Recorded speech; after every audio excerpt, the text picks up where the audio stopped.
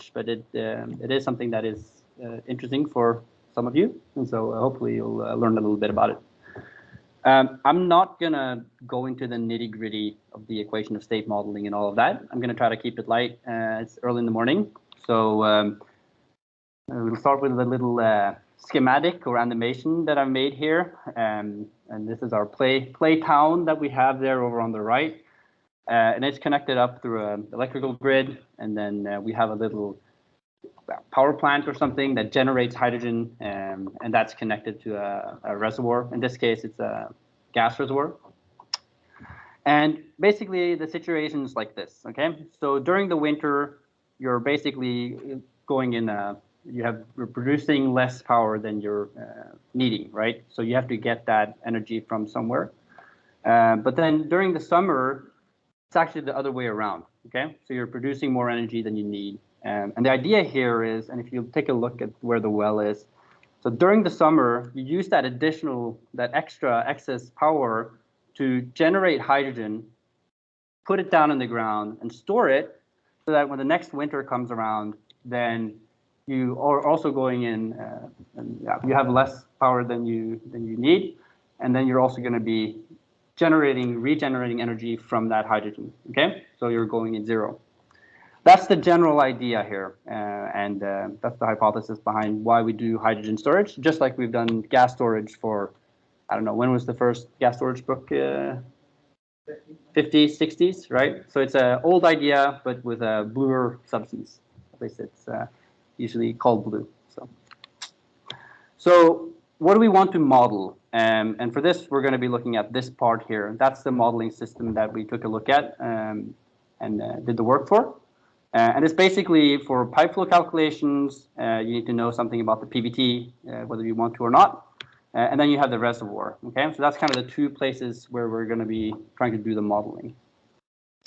And before we jump into the actual description of how we did the US model development for the hydrogen natural gas mixture, I'm just going to do I'm stealing a back of the envelope calculation that my colleague, Dr. Stian Midland, presented in his dissertation. So we're just going to try to see what are the economics using very simple numbers for hydrogen storage.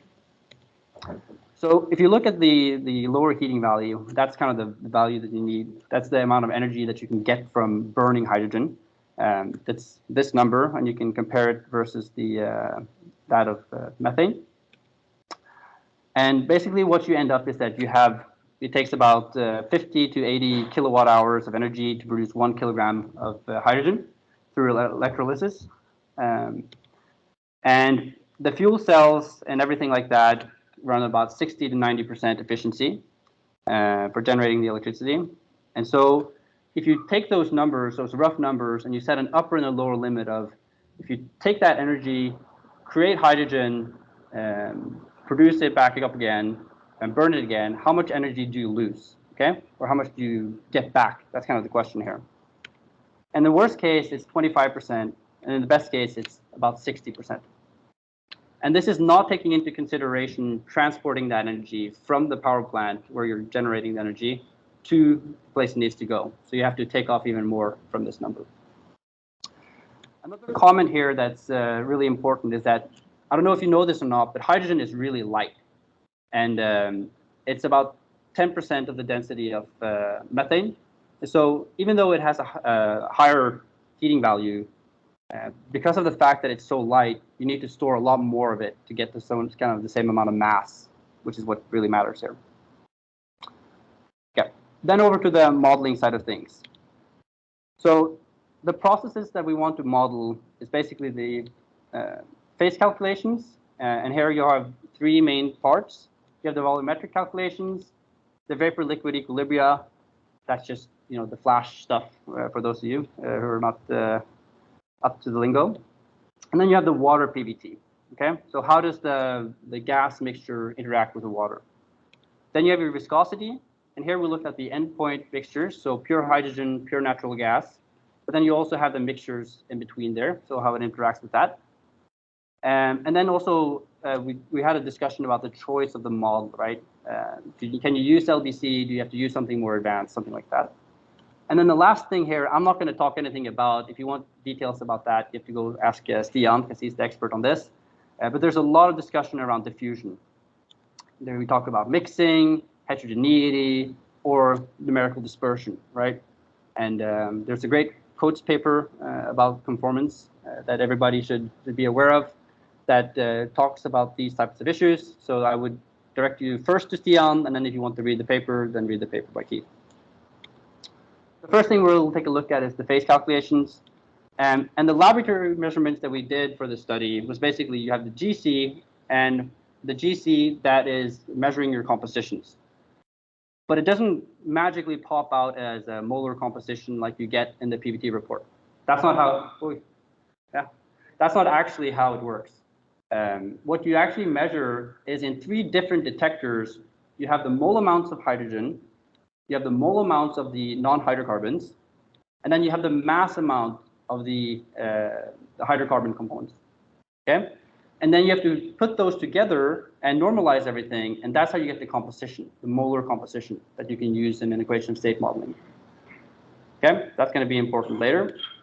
And then the second part is the actual PVT experiments. And here we did, on the volumetric side, volume and density, and then on viscosity as well. Okay?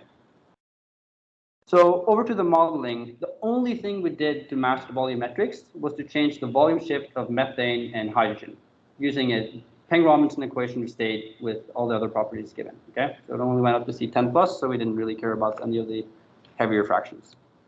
And this was the match that we got for pure hydrogen and pure methane, comparing it to like this NIST super accurate data set for pure hydrogen and pure methane. And you can see that it's for a wide range of temperatures and pressures, you're getting a spot-on match with the Peng-Robinson with the adjusted volume shifts. Then we took and compared for a synthetic mixture, gas mixture, which you can see the composition below, not changing anything else, just comparing it with a very high accuracy model, this GERG 2008 model that everybody is talking about in the hydrogen world. And just to see how well does my Peng-Robinson do compared to that. And you see it's a spot-on match. So at this point, we were really happy. We were like, okay, my model matches the pure data, and my model matches the super advanced model with the synthetic mixture.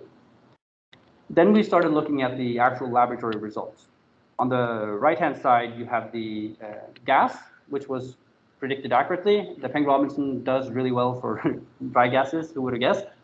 And on the left there, you see the hydrogen gas mixture, the first mixture that we looked at. And the black line on the bottom there is the original predictions that we had. And it doesn't look like a big deviation, but it's about 7% deviation on the density for the highest pressure. And we were like, that's not good. And so we made a single change to go from that solid black line to the dashed black line. And what we did was that we said, okay, maybe we're doing something wrong about in our measurement of the composition. So we actually changed just the hydrogen content up and down to see, can we get a good match of the data? And that's what we did to get that dashed line. And how much did we have to change it? Well, you see, these are all the different compositions. And you can see what the lab reported as a molar composition. And I've highlighted hydrogen in C1 because that's the biggest quantities of the components that we have. And you can see that the difference is between, it's about 3.5 mole% for methane, which is a pretty big difference, but it gave a really good match with both the super advanced model, this GERG 2008, and it also worked with the Peng-Robinson, and then it matched the data. Okay, so we'll come back to this. So these were all data sets that were given to us in the beginning of the project, and we weren't sure about this compositional adjustment, if that was a good thing to do or not. So there was actually a second set of laboratory experiments run, and that time we got exactly the same issue. And you can see these are the predictions that we got for the second run for different mixtures of hydrogen. And we had to do this compositional adjustment for every case where we had hydrogen in the mixture. That's the only way we were able to get a good match with the GERG 2008 model, with our Peng-Robinson model. And so we went to the lab and we asked them, like, hey, what's going on? It really looks like the composition is the thing that's not being measured correctly here. And they actually went back, and the way they did the normalization, remember I talked about, how you go from measuring the moles of the hydrogen, the non-hydrocarbons, and the mass of the hydrocarbons. The way you normalize it and make it into a molar composition was wrong in the lab. They just kind of naively put them together and just sum everything and then divide by that sum, right? To get it to sum to 1. And when they went back and actually redid the normalization correctly, you can see this is what they got. This is the worst case where it's up to 5 mass percent deviation. So on the left, you have the compositions that they originally gave with this naive normalization. And then you have our EOS corrected composition next to that. And then you have the new normalization method that they used, and that's showing a very close match with the compositional adjustment that we did. Okay, that's going to have a huge impact on everything. Right. So doing your compositions correctly is very important, and the equation of state that we develop can give you an indication if that measurement is wrong. Okay. So the second part here was the viscosity, and what we did there was, if we take a look at the endpoints here, you can see the viscosity predictions for dry gas mixtures is predicted very accurately by the LBC model. That's well known, and that's also what we see here. And the light gray line that you can probably barely just see at the bottom there, that was the original predictions for hydrogen. That's not good, definitely not good. And it has to do with the actual equation that's implemented in most of the softwares that we use, that it has a special term, it's dilute gas viscosity, that doesn't work for hydrogen. Okay, so then we actually found a trick by just changing the critical temperature of hydrogen very, very slightly up by like 4 Kelvin. You got that black match there, the black curve, which matches the data really, really accurately. And you might say, oh, you can't change the critical temperature of hydrogen. That's a well-known property, but it doesn't matter. And it's easier to do that and live with the consequences that are non-noticeable at the pressures and temperatures that we're working at than having to get Schlumberger or somebody to implement a new viscosity model into their software, which might take 5 years. Who knows? Didn't mean to call out Schlumberger there, but yeah. So we did a small adjustment here. And this is what the mixtures look like in between. It's not great, but for anybody who works with viscosity, at least in the reservoir side and reduction side, it doesn't need to be perfect, but it needs to be engineering good enough, right? And this is a solution that gives you something that is good enough for most calculations, at least. Then I'm going to ask you to take a look at we basically looked at the low pressure data here on the left, and just plotted the viscosity for that low pressure versus the increasing amount of hydrogen that we saw. And this is the data that we got. And what's very interesting here is that it seems like the viscosity is basically keeping constant at the natural gas viscosity until you get a critical amount of hydrogen in your mixture, and then just very sharply decreases down to the lower viscosity. And this is going to be this can potentially be really important to know about if you're going to be using compressors and flowing through the pipeline and all of these things, okay? And you see that the LBC model does okay. That blue curve there is this really advanced model that's in the NIST software. And the red curve there is another model that's very commonly used in PVT packages. It's this Pedersen correlation, which somewhat based on the CSP corresponding states model. Okay. So what are the key takeaways here? Well, the first thing is that you can use the Peng-Robinson equation of state to model the volumetrics for hydrogen C1 systems like this. And the second thing is that the LBC model with the Peng-Robinson as the equation of state does good enough for the model prediction. And then the last thing is that you have to be careful about the laboratory reported compositions, and you can use this equation of state to estimate what is the error here. And last slide here is, you might be wondering, how can I do consistent PVT modeling like we did in this project? And this is where I insert my plug and say you can use Whitson PVT, which Matthias talked a little bit about already. And it's basically we want it to be a one-stop shop for everything fluids related. And so we do the fluid data management and model management, model development, and also the fluid model utilization. All right, and with that, I'd just like to say thank you, and I'll let the next speaker come up. So.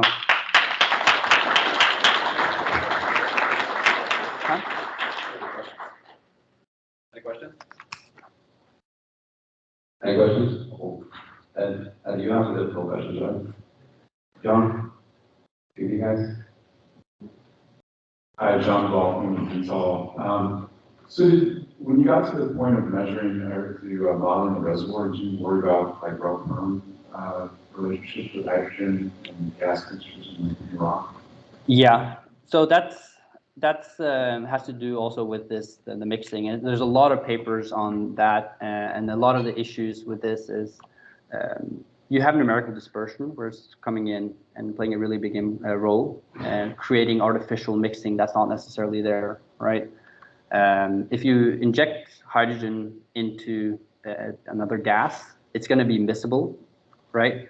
So the rel perms don't really play any role in that, if I'm not mistaken.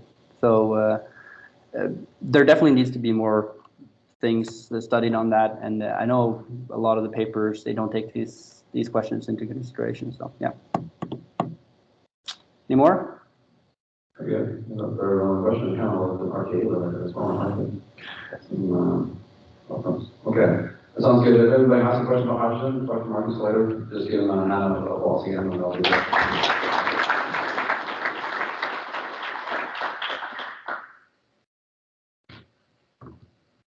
Very good. So next out is a very good friend of the company. He's been very good at giving us feedback, harsh feedback, as I say sometimes. But the patient, tough love.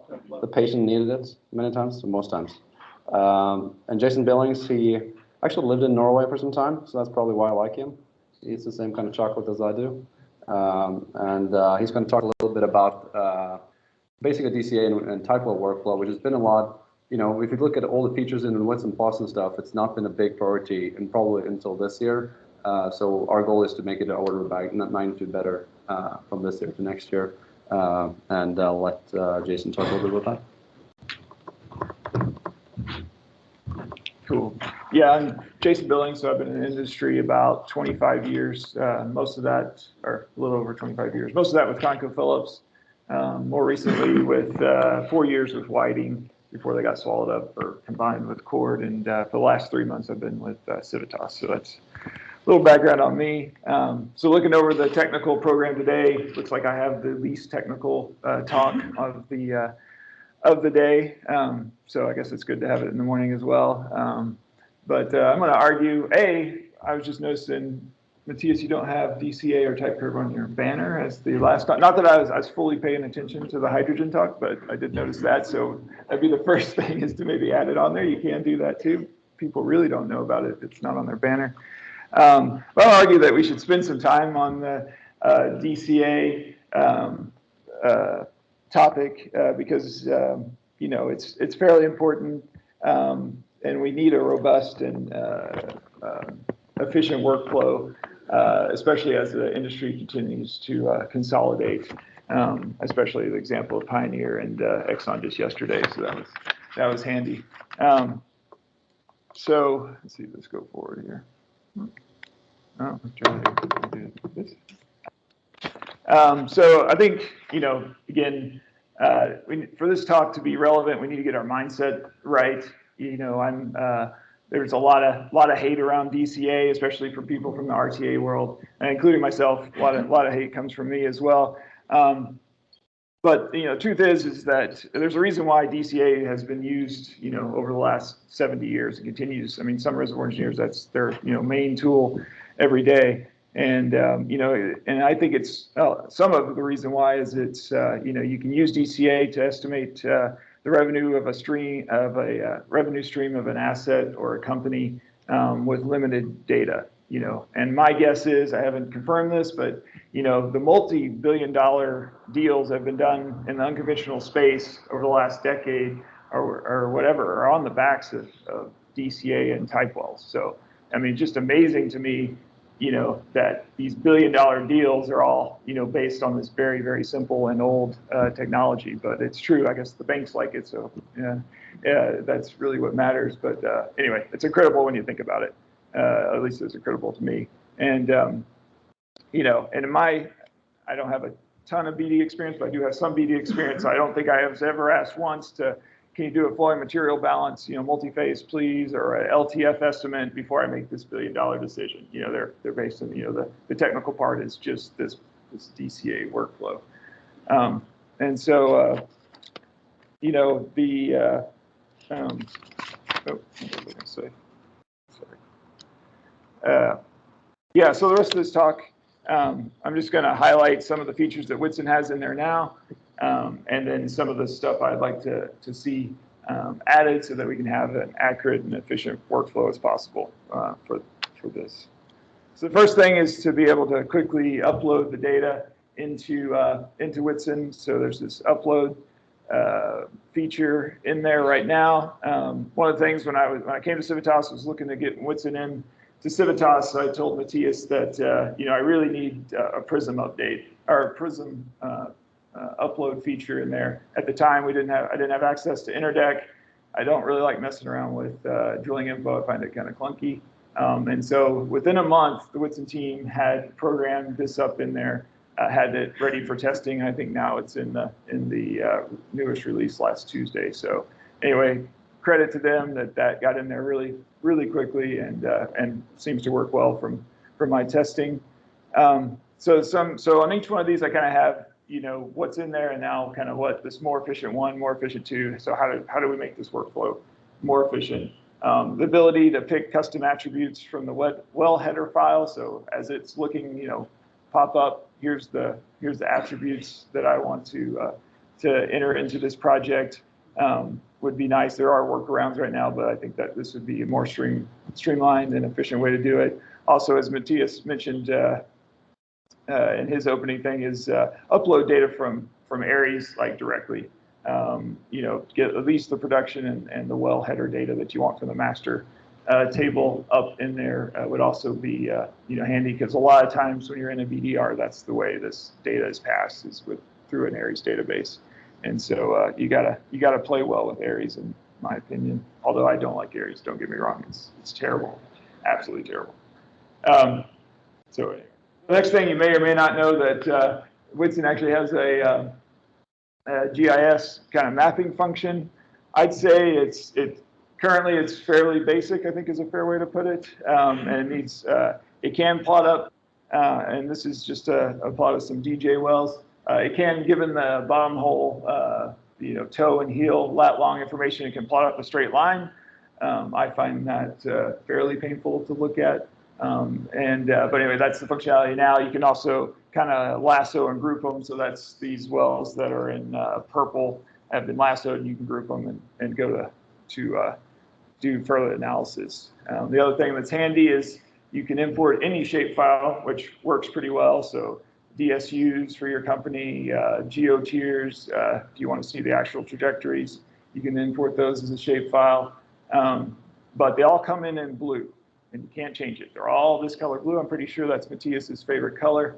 But I haven't confirmed that, so it's something to ask him after lunch. But you got to really like this whitSyn blue on there. And so to make this more efficient, I'd really like to see the ability to have the actual trajectories imported in there, and that those are the things you interact with, not these straight sticks, because I'm going to hate on some straight sticks today. I just really don't like that. And also be able to select those trajectories and group them just like the sticks, but they're actual trajectories.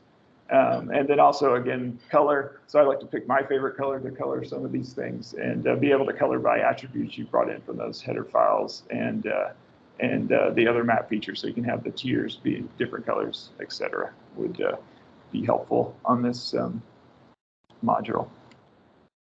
So and then next here is the auto forecast. So you can quickly, the forecast works pretty well in my opinion. You can quickly go to find out which wells it's having trouble with and correct them. And you can have multi-well forecast at each, at a well level. So if you want to kind of do a high, a low kind of that functionality is there, and then that's me kind of comparing them there. And that second one, you can see the different results of those forecasts.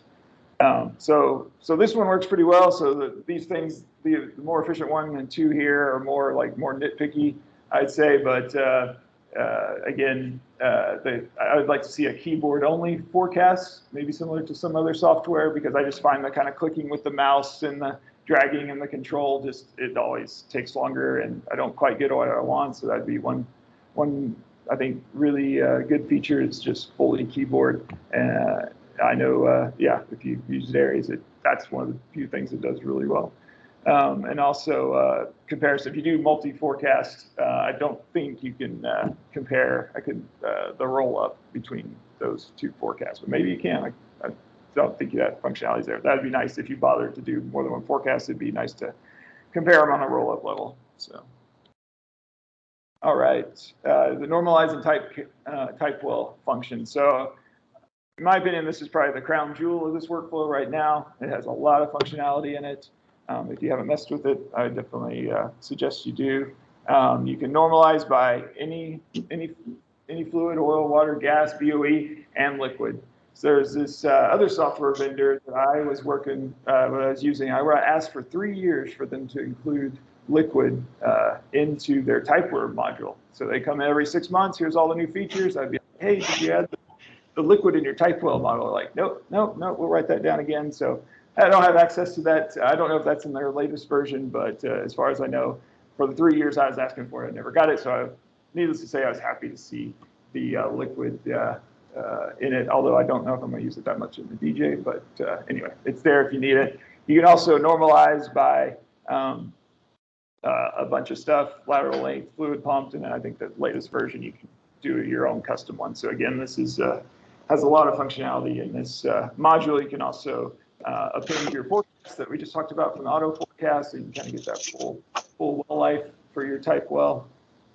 And it also has multi-segments as well. So if you need to do a kind of a build up and a hold or keep it flat for a while because you're expecting offtake capacity constraints and that kind of stuff, you can also do that. So and then as Matthias showed earlier, now it has a probit plot. This was, I did this before last Tuesday, so that wasn't in there.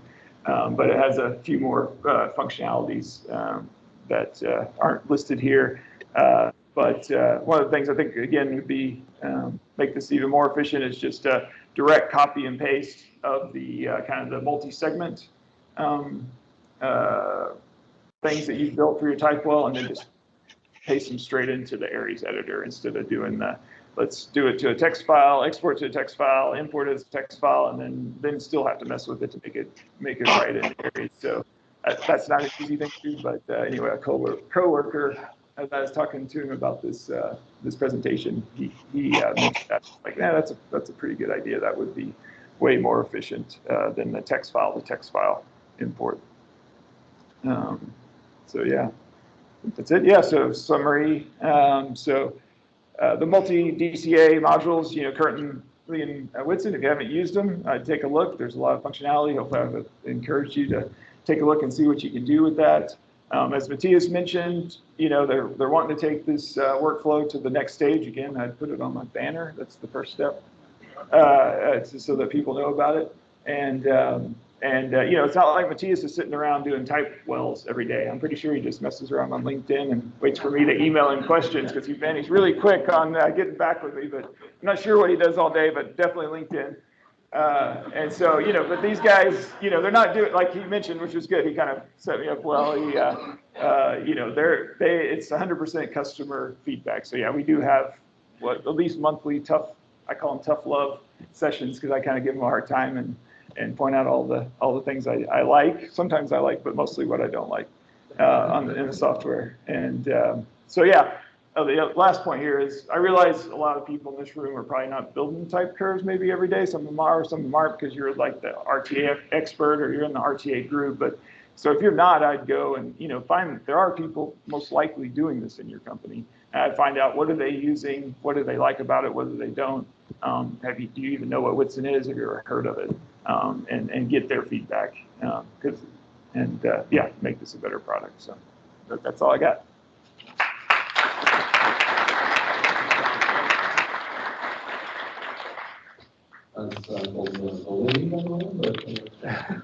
Just one historical reference, it's kind of on there, because back in the days, before it was called UCA, it was called rate time analysis, and that's, we were using the RTA as well for those. I see. Any questions? It was an easy topic to be fair. We'll save the difficult questions for later today. What we're going to do now is we're going to take a short break. We're going to turn it on a little bit of a serious note. We're actually going to do the Predictive Technology Award. Last year, the first year we handed it out, Brandon Bowie was the winner of that, who was here today. And we're planning on giving this out every single year to people that deserve an extra recognition for the work that we're doing, primarily in this space of law performance. With that, I'll let you introduce Rory Clifton, the CEO of Predictive.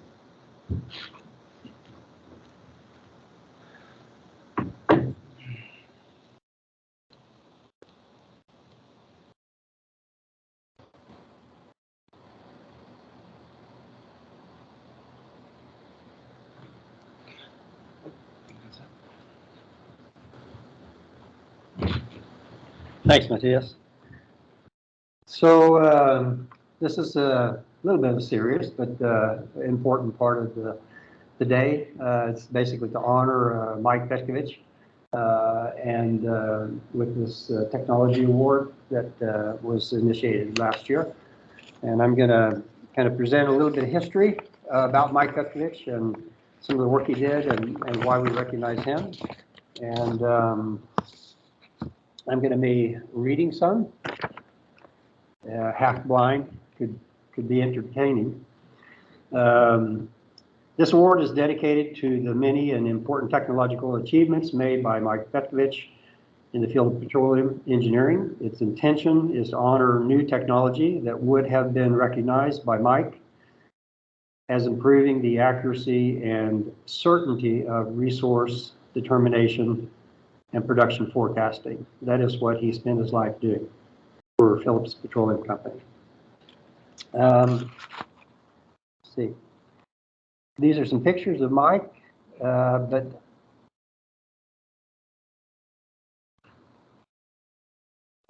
voice is not, the sound is not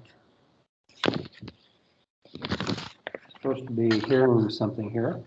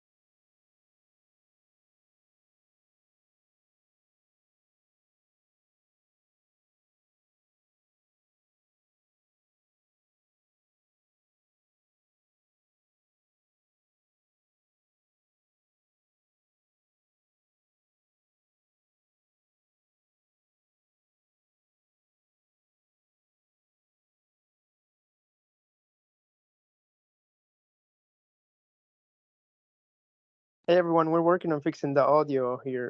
Apologies for that.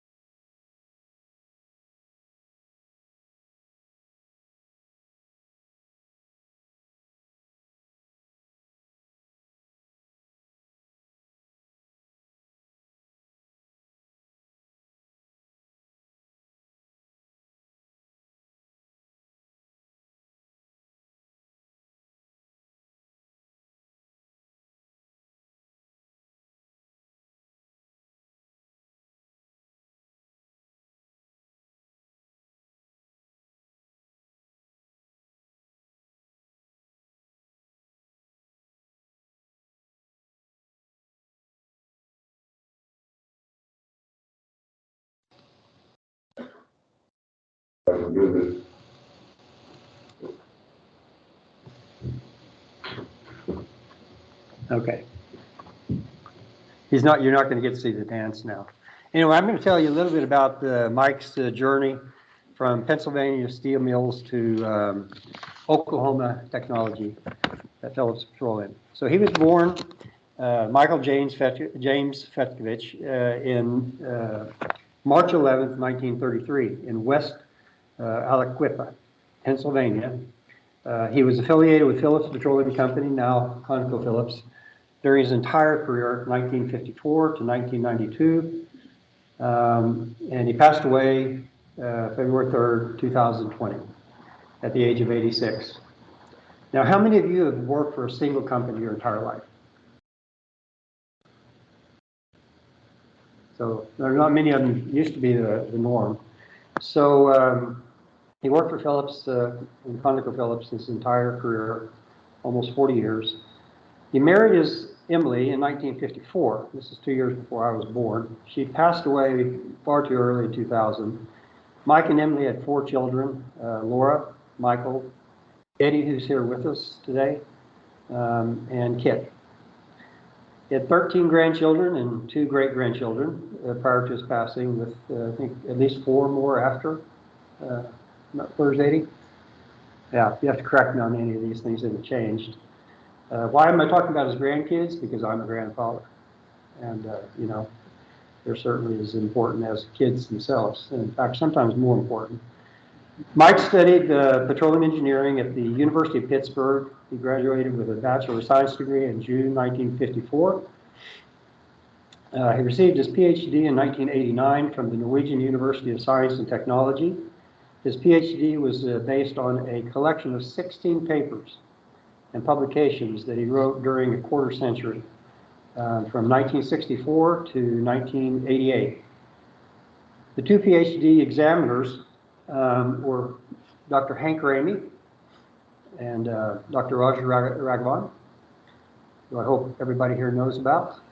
These were teachers I had at the university.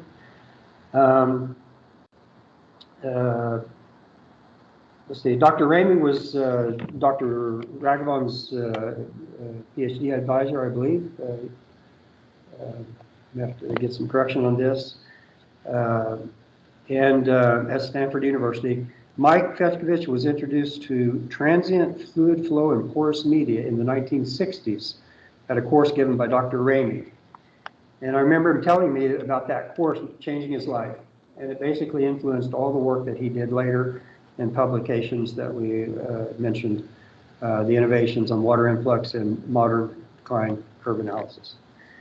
He's best known for 4 contributions in petroleum engineering: his water influx papers, inflow performance, decline curve analysis, and what I call Fetkovich decline curve analysis, which is the same as RTA essentially, and layered no cross flow well performance.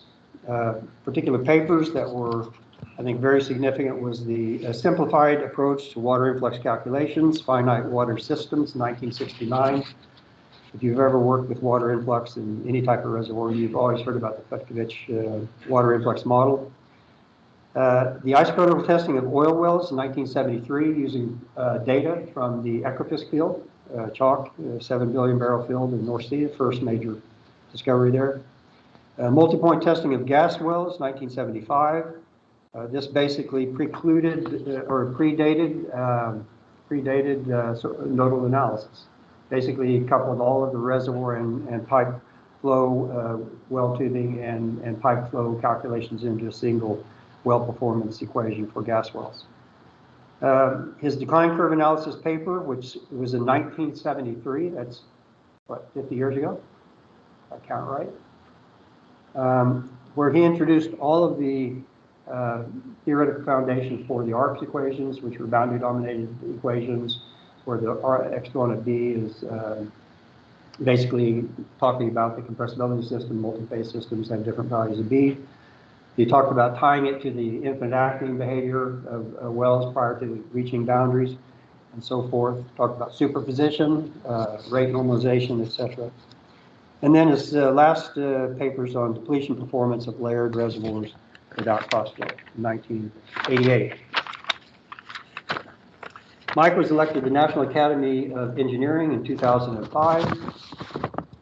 Had a long and illustrious career that was exclusively tied to paper.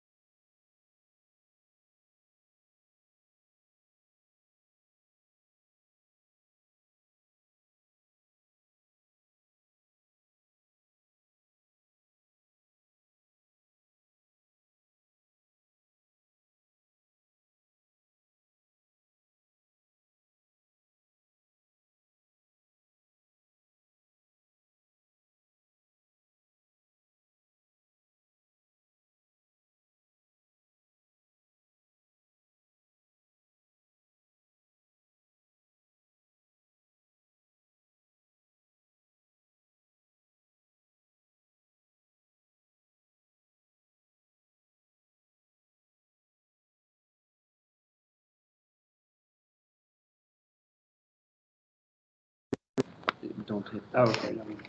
Sorry about that. So the 2023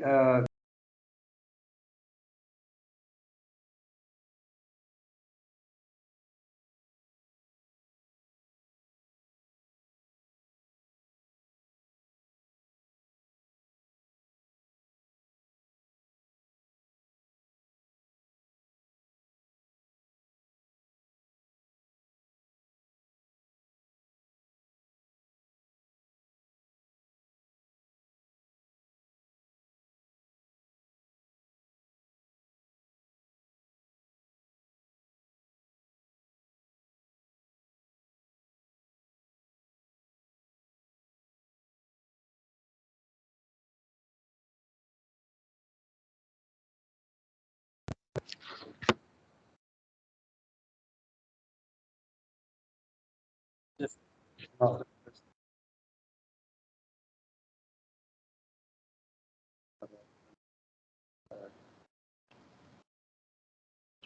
Okay.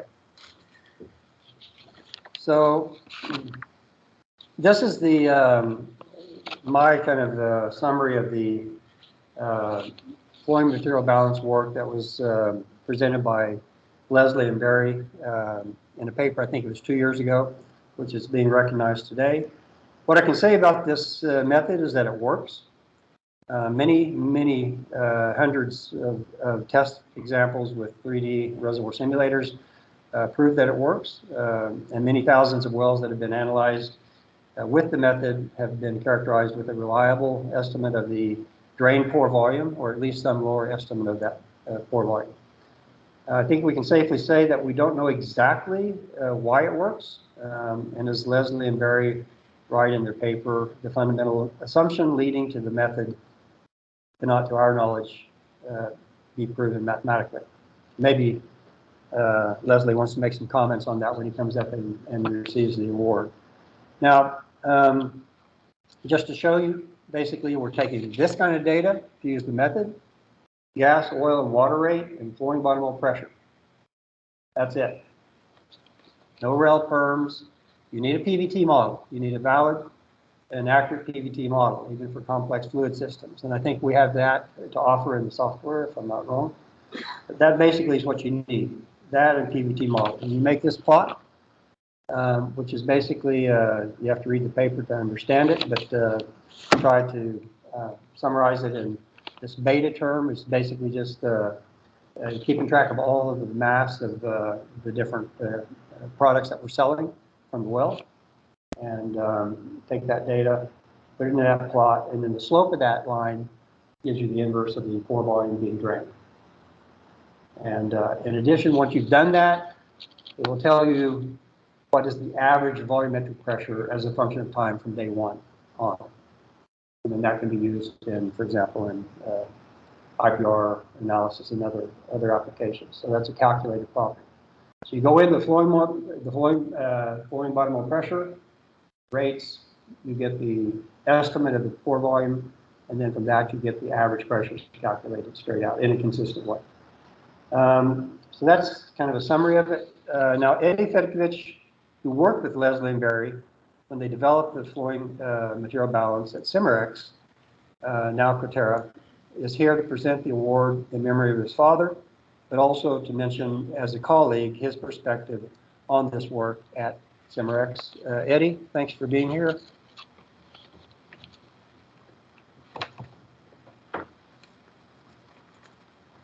Don't tell them everything. Well, I want to thank Kurt.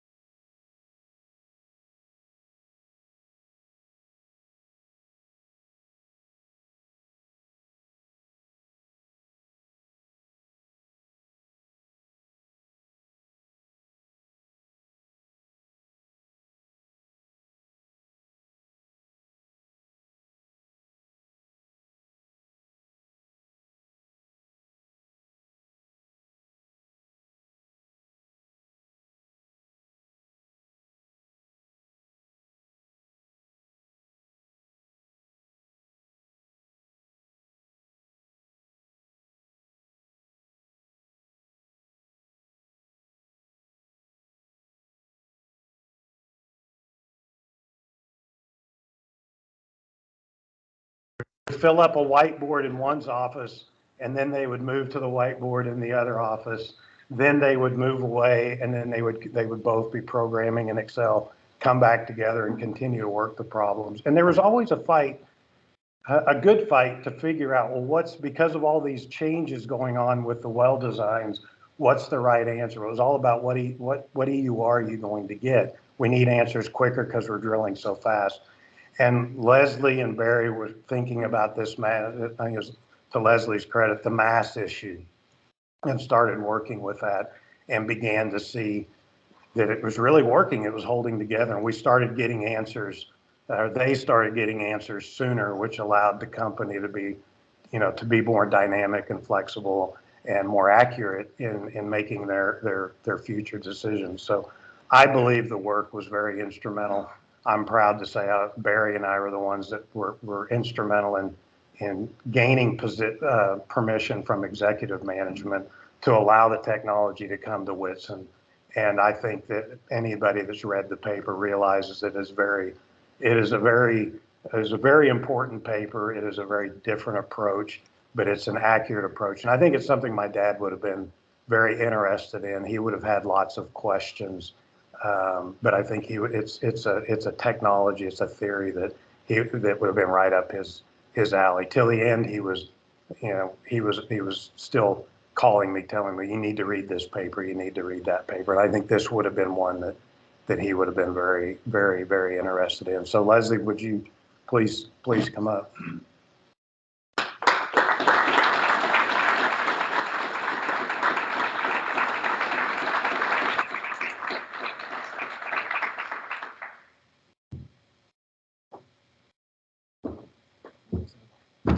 Congratulations, Leslie. Thank you.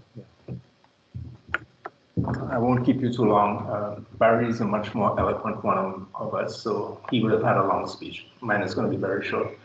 I just want to thank you guys for recognizing us and our work. The 10 years I spent in Cimarex were really fun. Worked with really nice problems with really smart people. Barry being one of the smartest. I wouldn't say that if he were here. He's already swell-headed enough. But I'll just stop there. I'll just say thanks again. I really appreciate it.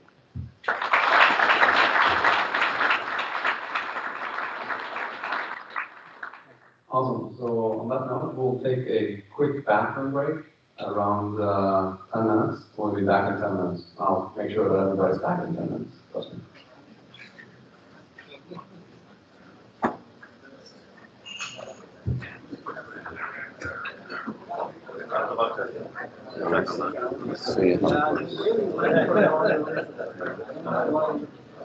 Stuff coming through again. This they're touching this one all the time. Yeah. So actually the clicker we have to remove it to make sure that the audio is working for the people online. So you need to do anything? I'll ask them.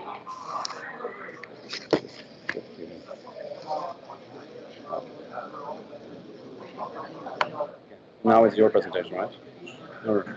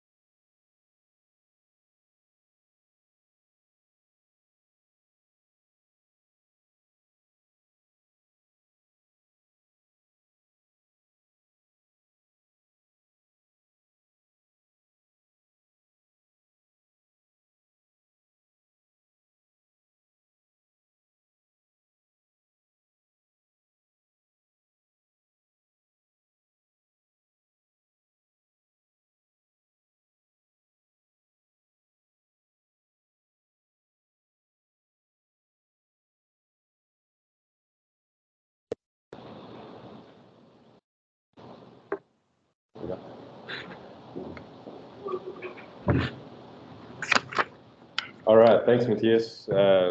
Appreciate y'all having me up along with the rest of the whit'son team.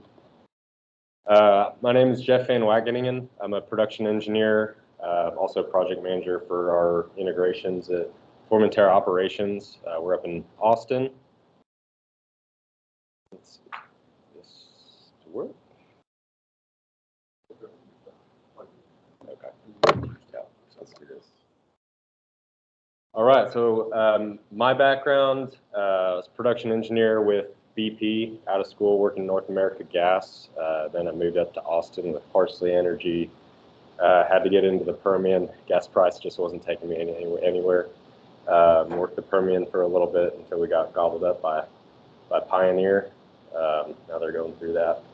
And then started with Formentera here just about a couple years ago. So we are a PDP plus model. What that means is we're looking for cash flow. We're not paying up for PUDs, but if oil price goes above $90, $100, by all means, we're gonna capitalize on some of that acreage that has come in.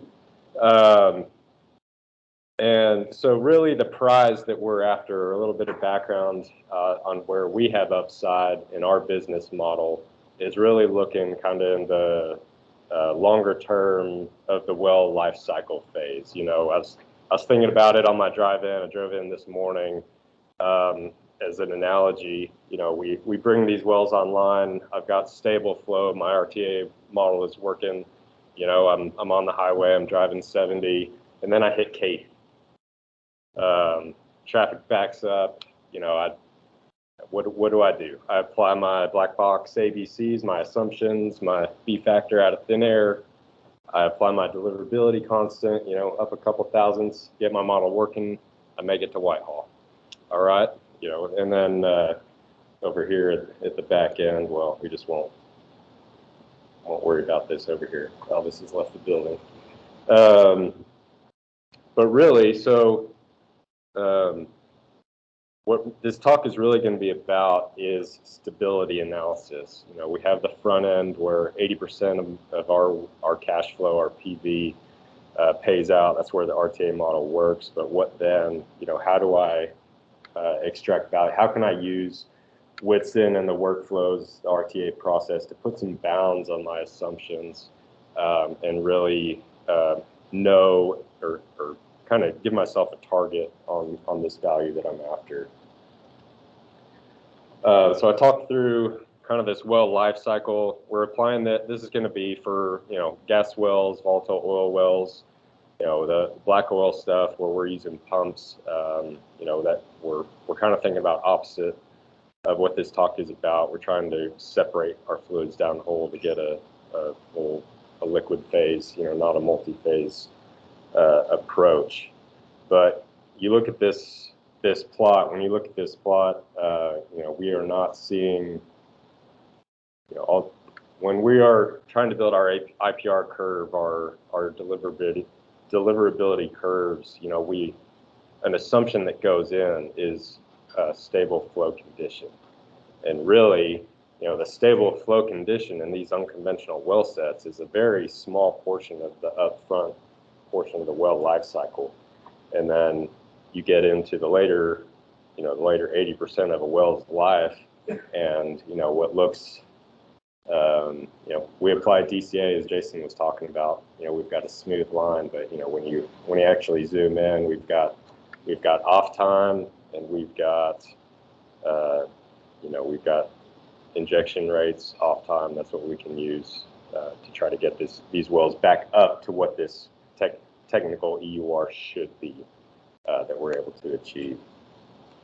This plot is, or this slide, I'm just trying to communicate all the different variables that go in to trying to get us back. You know, once we've fallen off that stable curve, you know, all the different variables, you know, open flow, shut-in time, after flow time, putting different types of plungers or different lift equipment in wells.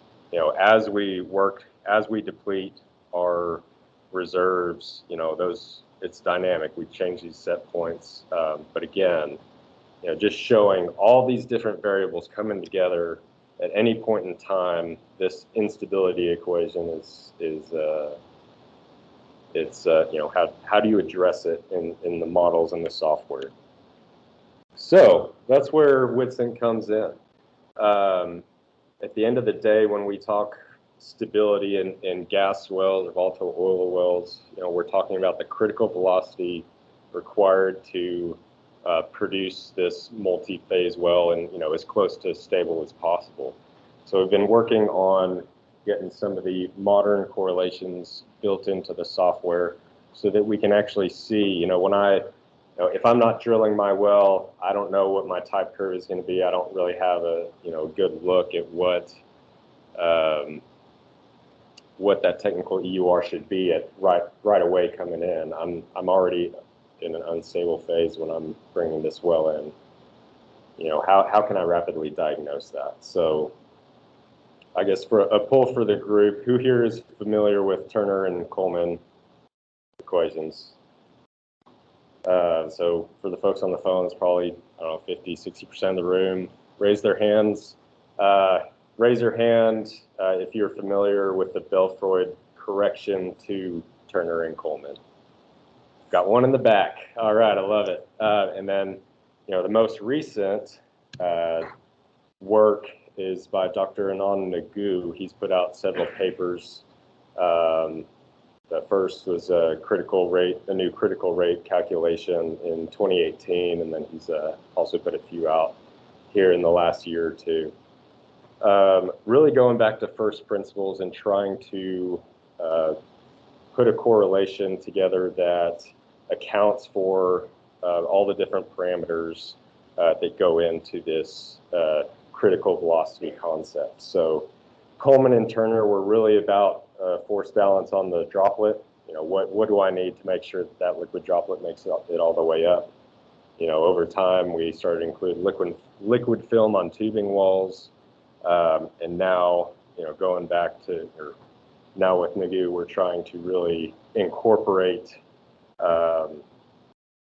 not just that force balance on the liquid droplet itself, but there's also the inclination of the well, and now also the diameter of the pipe that it's flowing through that weren't historically considered that need to be with our current pad development, all our kickouts, our curves, and you name it. So here, pulling up an example of one of our granite wash wells in the Texas Panhandle, just to give you an idea. So assumptions behind this plot is that we have 2 7/8 tubing modeled all the way down to 90. In practice, that's actually not good. You start planting end of tubing into static liquid column in the heel, and you actually plug yourself off. But just wanted to show you all the behavior of kind of what this starts to look like going down the well. And you can see the light blue line is Coleman.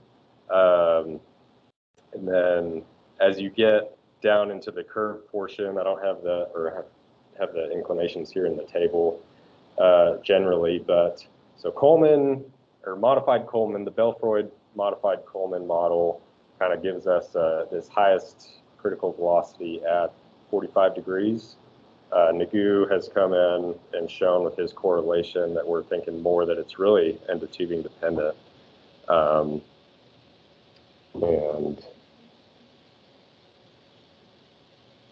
But you can see that the difference between our critical velocity at surface versus downhole in the curve is, it can be 100% higher.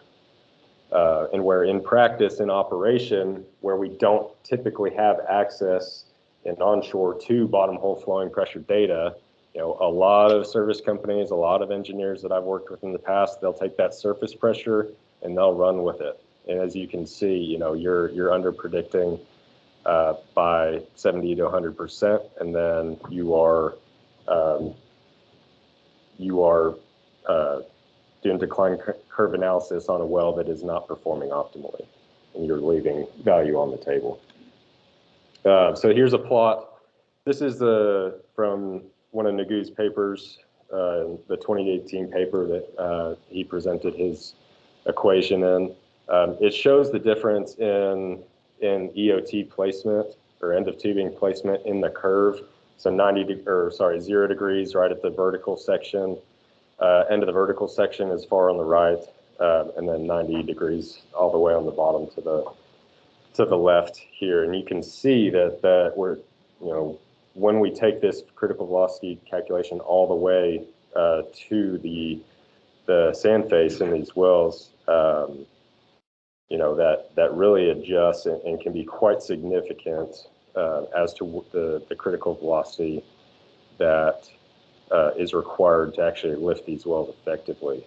And when you think about, when I'm working in the Permian in Delaware in my previous role, when we bring these wells on, they're super high pressure.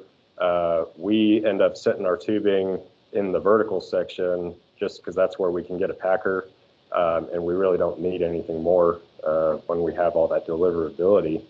But then it gets forgotten about. How many wells in the Permian still have their packers set in the vertical because we drilled them, we got our payout in 2 years, and now they're just kind of there chugging along?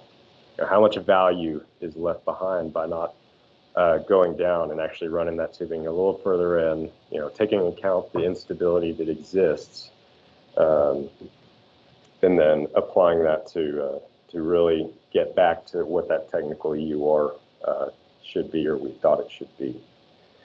So next steps, what we'll be working with whitSyn on here going forward is one of Dr. Nagu's most recent papers last year is trying to estimate what kind of this static or gaseous static liquid column pressure correction would be.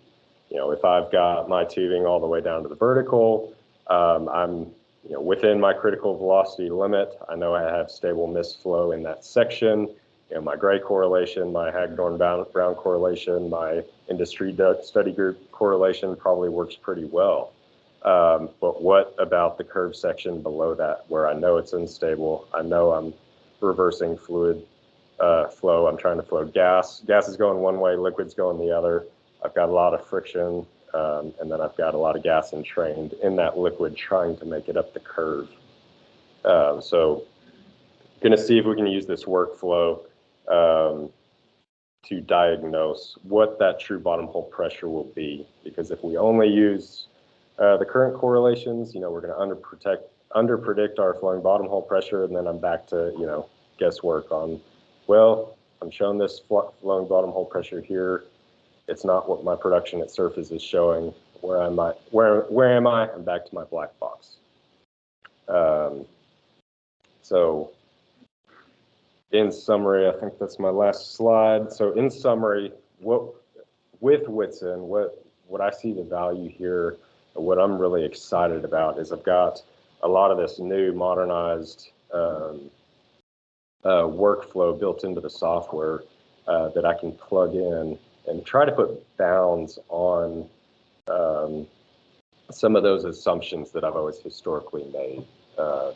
B factor here that's swinging my decline curve up and down way through time.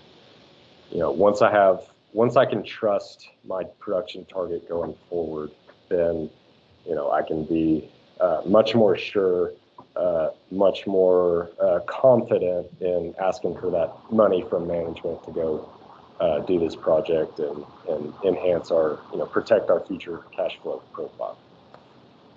Any questions?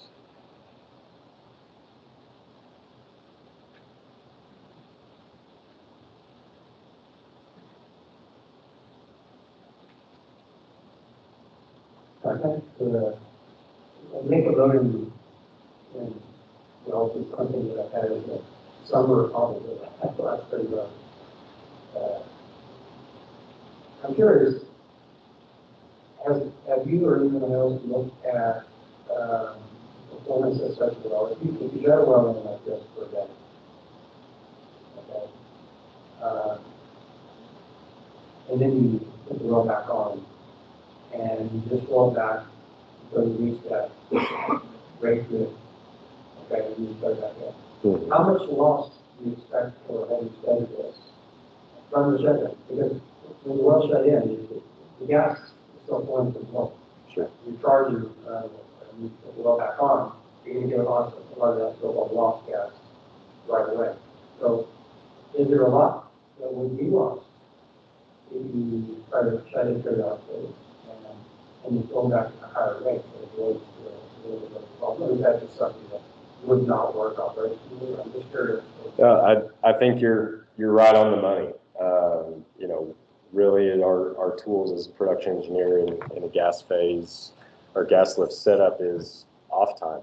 You know, we shut in. You know, we're able to deliver up the tubing quicker than the reservoir can provide to the bottom of the well. So we've got to shut in, allow that feeding to take place, allow that pressure to build up. You know, in the casing, if we have that space available, and then yes. So if we can, you know, we are creating this kind of pseudo pressurized state to where we can then again achieve that critical velocity for a time, but then we want to shut in and conserve that pressure, allow for additional feed in. So coming back to this slide, you know, this green portion here, whereas in decline curve analysis, you'll show a smooth line. In reality, you're going to be on, off, on, off. Excuse me. And that's the whole premise about the kind of Pagel versus Gapple versus conventional plunger selection through the life cycle of the well, and how, you know, we need to use that as a tool to achieve that technical UR, because otherwise, you know, the worst case is that we just leave it open and we don't know that we're loaded down hole, and then we just think the well is doing what it can and it's never going to achieve kind of that full material balance that we had originally predicted.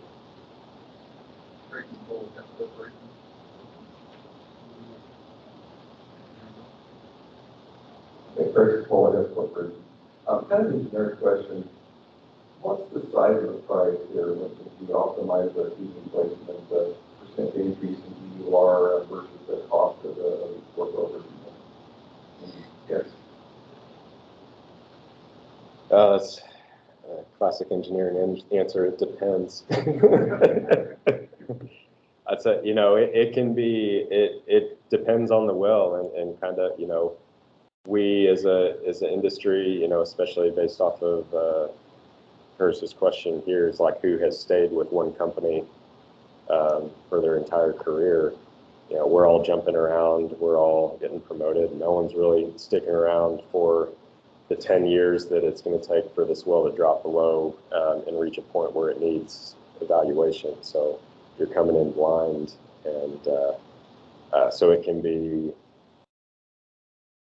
you know, there's a few instances I could say where, you know, when I was working at Arcoma Basin in BP, we evaluated a well where plugs had never been drilled out, or I'm sorry, the packers had never been drilled out. They just floated back, balls came off seat. We went back in, drilled out all those stages, and it IP'd, you know, higher than the original back, you know, and this is 5 years later. Or I have a tubing placed down past 90 degrees and it's stuck in static liquid. We're thinking, you know, the primary thought, or the first thought, is that we have a deliverability issue from the reservoir. But then we go pop in a half-inch hole, and I go from 0 to 300 MCF a day in 2022 at $8 gas, and there's big value there.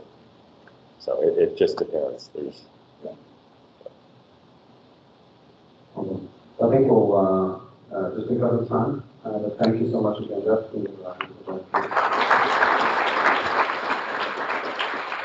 Next one up is our very good friend, John from Devon, who talked about some exciting developments in position that we're very excited about.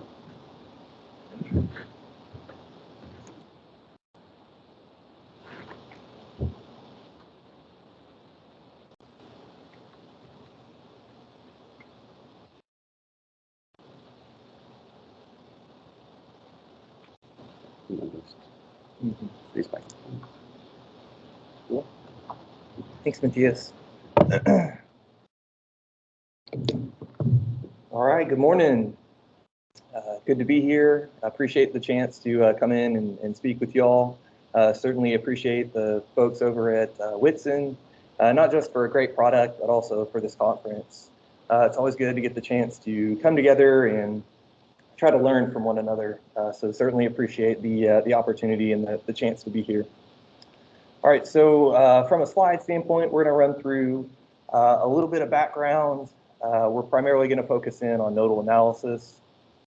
I kind of think of this presentation as the predicate to what Graham's going to kind of speak through with multi-well nodal analysis. So this kind of sets the customer case, why we're asking for the products that are being delivered and developed on the whitSun side. So we'll start with just some general background, then cover single well nodal analysis, and then kind of speak through what our needs are on the multi-well side, and that'll dovetail pretty nicely into what I believe Graham has planned to cover for us. So I guess just on the background side, kind of where Devin and whitSun's relationship started on the production engineering side was about this time last year. I believe Matthias kind of already mentioned this space where we're one of the companies that was working with them to kind of automate a daily bottom hole pressure calculation. We've had tools in the past that were kind of unruly to manage more of a load on our technical resources. On the IT side, whitSun's got a great calculation engine. We partnered with them and have been able to scale very rapidly from just a couple wells in our pilots. Now we've got literally all the flowing wells that we have in Devin's portfolio. We're able to calculate that bottom hole pressure every day. So if you guys are not doing that currently, I'd thoroughly recommend it. Matthias and the folks, Jason, which I haven't seen, but Jason's one of the folks that really helped us out quite a bit with that as well. We're on the, I guess, the Snowflake side. So I think we've got a paper coming out. Some of the folks that were instrumental in that are here as well. So certainly recommend you guys take a look at that route. All right, so in the process of kind of iterating on figuring out some of the nuts and bolts for how we were going to make that data transfer process occur, realized that there was some overlap between what we were doing with that daily bottom hole pressure calculation and what we do in the nodal analysis space. Brought that up to the folks over at whitSun. They took that in, and within a quarter, that nodal analysis tool was released in their next update. In the process of using that, kind of our first case, which we'll speak through here in a second, Devin, as well as some other companies, brought up the need for being able to conduct a nodal analysis with multiple wells in the same run. And wouldn't you know, we're back here again a quarter or two later, and Graham's going to come up and speak to some exciting developments that they're working on. So again, I think this speaks to something that's kind of a recurring theme that you've heard a couple of times. We bring up issues, we bring up challenges, and whitSun attacks them. I guess I didn't realize it was all customer driven. There for a while, I felt special. I guess it's all of us that can drive the development work forward. All right, so again, just another basic point for simplicity today. Nodal analysis into really two kind of groups. One is a single well analysis, and then another will do multiple wells kind of at the exact same time. So from a single well standpoint, just essentially we've got a well that will have the assumptions we're basically making. We've more or less got unlimited takeaway capacity and unlimited gas lift capacity. So if we're going to add gas lift to this single well, we don't really have to take into consideration any other wells in the area. We're not potentially crowding out our takeaway or our lift capacity. This decentralized or single well case covers a portion of the portfolio at Devin, and then we've got a portion of the portfolio that you're going to have centralized facilities. Again, you're going to have multiple wells feeding the same gas lift compressor. There's takeaway constraints sometimes, a lot of times in our Permian Basin acreage. So again, if we're going to increase production on one well, we may or may not be affecting production on another well. So the ability to run nodal analysis and understand the implications for more than one well simultaneously is going to enable us to make better decisions. And we'll talk about a couple of potential use cases for that specific approach. But to start, we'll talk through a case study. If y'all were in the Q1 Whitson call, we did cover this as well. We've actually got results now, so that's pretty exciting. You guys could obviously listen to that, but I'd recommend skipping it because, again, we're going to kind of cover that here. So we've got a plot just showing our daily production. We've got our log scale for our oil, gas, and water on the left-hand side, and on the right, we've got pressures. We'll kind of walk through the life of this well, bring the well on, tube this well up roughly 3/4 after we bring it online, inevitably frac bash it as we infill the section, and then return that well to production. So we did do a lateral clean out on this well. We never actually went back in and installed production tubing. So what you see throughout the life of this well, we've got a relatively high flowing bottom hole pressure, and we have a low production rate. We did significant damage to this well when we frac bashed it, and you can see we never really recover a significant portion of the production. Things are flowing just fine until we get here into late 2022. We start having issues with slugging. There's some significant slugging that's occurring on this well, and we're starting to see production decline even further off the established decline curve. So at this point, this is a well that we've identified. We know we want to investigate, probably going to tube this well up. We decided to use Whitson rather than some of our typical nodal analysis tools to use their analysis and kind of see how it works compared to some of the other ways that we've used nodal analysis in the past. All right, so this is going to be just a graph showing the output from the tool itself.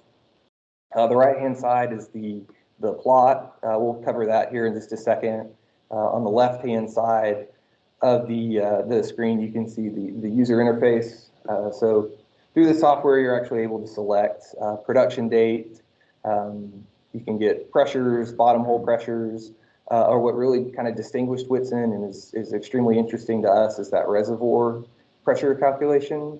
Again, using that flowing material balance calculation, we're able to actually estimate that flowing bottom hole pressure without our typical engineering approach, which was we would guess and check, or really just throw wild guesses out there and hope we came up with something pretty reasonable. So we're able to pick a date. You have the ability to override some of the data points. Some are filled in, some are overridden. We'll go ahead and cheat and put in the current tubing configuration with the pressures and gas lift rates. You can see we also had a case when we actually did the tube up job that's had some different assumptions for what we thought we'd be able to reach from a tubing and casing pressure standpoint. Plug those numbers in, and that's going to give us that plot over there on the right-hand side. The red line is going to be your Vogel IPR. I essentially think of that as your well performance. That's going to tell you what the well can give up to you. And then those solid black lines and blue lines on the bottom, those are going to be your outflow curves. I come from a facilities engineering background. I typically think of those as system curves. Essentially, that's just what you can take away from the wellbore. Where those lines intersect, that's going to be your operating point. So that black line, that's going to be our initial conditions. And then you can see the blue line is going to show an uplift. And we would expect to produce somewhere in the neighborhood of 15-ish barrels of fluid per day. Okay. All right, so after we ran the analysis, again, we've got some key times kind of shown on here. The date that we ran the nodal analysis model, when we presented the case study, and then you can see our results from that point forward. A couple things to highlight. The fluid production rate matched very well with the anticipated rate from Whitson. And our bottom hole pressure, excuse me, our bottom hole pressure, again, was also very close to that predicted number from Whitson. For those of you that are familiar with nodal analysis, again, this is a pretty straightforward case, so you'd expect to have fairly good results. The things that impressed us from an analysis standpoint was how quickly we were able to get the work done, a lot of the pre-work as far as gathering production rates, pressures, fluid compositions, that's all done in Whitson because, again, we've kind of put the time in and generated bottom hole pressures for each of our wells every day. Okay. So the success that we saw on this example made us want to push on the Whitson side and see if they could develop a tool that would help us enable multiple wells to be analyzed at the same time. So we'll talk through a quick example. This will be a pretty simple multiple well case. In this example, we'll have multiple wells connected to a single central production facility. There's 21 wells in this example. We've got roughly 700 barrels of oil a day, 1.4 million in gas, and 150 barrels of water per day. Quite a bit of gas lift compression capacity out here with 10 million a day in gas lift. And we've got plenty of compression capacity as well. So a couple of questions that we might want to answer is, when we look at this system, are we truly optimized on each well? Or are there changes that we can make in the system right now that would increase our overall production? And then probably a better question in this case is, do we have the right compressor? Seems like we might have a lot of compression just given the fluid production. But again, these are questions that we might want to dig into and try to understand a little bit better. So first, let's just tackle the optimized question. So we're going to try to figure out, are we truly optimized with the way we're distributing this gas currently? So the way we're going to analyze that is just using a gas lift versus daily oil plot. Those of y'all familiar with production engineering and the gas lift space, these are pretty common. So this is just an example. Again, as you increase your gas lift rate, you would expect to increase your production until you reach a certain point. Essentially what's happening physically is that we're lightening the column with that gas lift gas until you hit a critical point where we're actually increasing the velocity of the fluid, so we're adding frictional pressure drop. So you hit an inversion point where you've got too much gas and you're actually going to hurt yourself from an overall productivity standpoint. In general, we tend to operate to the left of that optimum point, depending on the availability of gas, pretty far to the left of that optimum point. So what you want to be able to do is run multiple cases so that you can sum up the outputs of those and generate a plot to show what is my production currently. If I was to make changes to the production, in theory, what should I be able to produce? So for this, again, an example, we're showing a graph with maybe we've got some uneven distribution of gas, and if we were a little bit more evenly distributed, perhaps we could see an uplift. Again, the tools don't exist currently in Whitson. There are other tools that obviously can do this, but we just wanted to show an example of what the results could look like here. But really, I guess the interesting point to us, especially in working with Whitson, is the ability to run these calculations on a regular basis. We want to be able to account for production declines and pressure declines. These wells are all fairly depleted. Again, for a pilot or trial, we're going to choose something that's relatively simple and we feel pretty confident and have our arms wrapped around. But if you can picture a large system with new wells on the same gathering line as base wells, you might have wells that are free-flowing. You might have wells that are annular lift or on tubing conventional lift. A bunch of different iterations on the same system. It can get pretty complicated pretty quick. So knowing where to actually send that gas is going to be important, and it needs to be a dynamic solution as your wells deplete in pressure. And that's again where that flowing material balance comes in handy. We can have a regular update of what that bottom hole pressure is to be able to calculate again, where would we expect to operate, make sure we're distributing our gas optimally so we're maximizing that production. So that's the optimization case. From a design standpoint, again, if we're thinking from a compression capacity standpoint, maybe we have 12 million compression capacity today, but we might need to move a compressor off of that location if we have a new area coming online, or we might just want to try to reduce our operating expense. This is a question that we get asked constantly. We're obviously always trying to decrease our operating expense and make sure we're maximizing the value of the equipment that we have. So in order to analyze that, really all we would need to do is just repeat the process. So we're going to run nodal analysis, multiple wells at once, sum up those cases. But this time, instead of just running it at 12 million a day, we're going to run it 12, 8, whatever other cases we might have, so that we can see what the value is of that production. Again, at this point, we've got oil prices up in the mid 80s, so more oil is probably always the right answer right now, but if we're trying to figure out if we need to move compression to another area of the field, this might give us an idea of where we're best suited at installing and running that horsepower. That was it for what I had planned to cover. I guess if you got any questions, be glad to take them.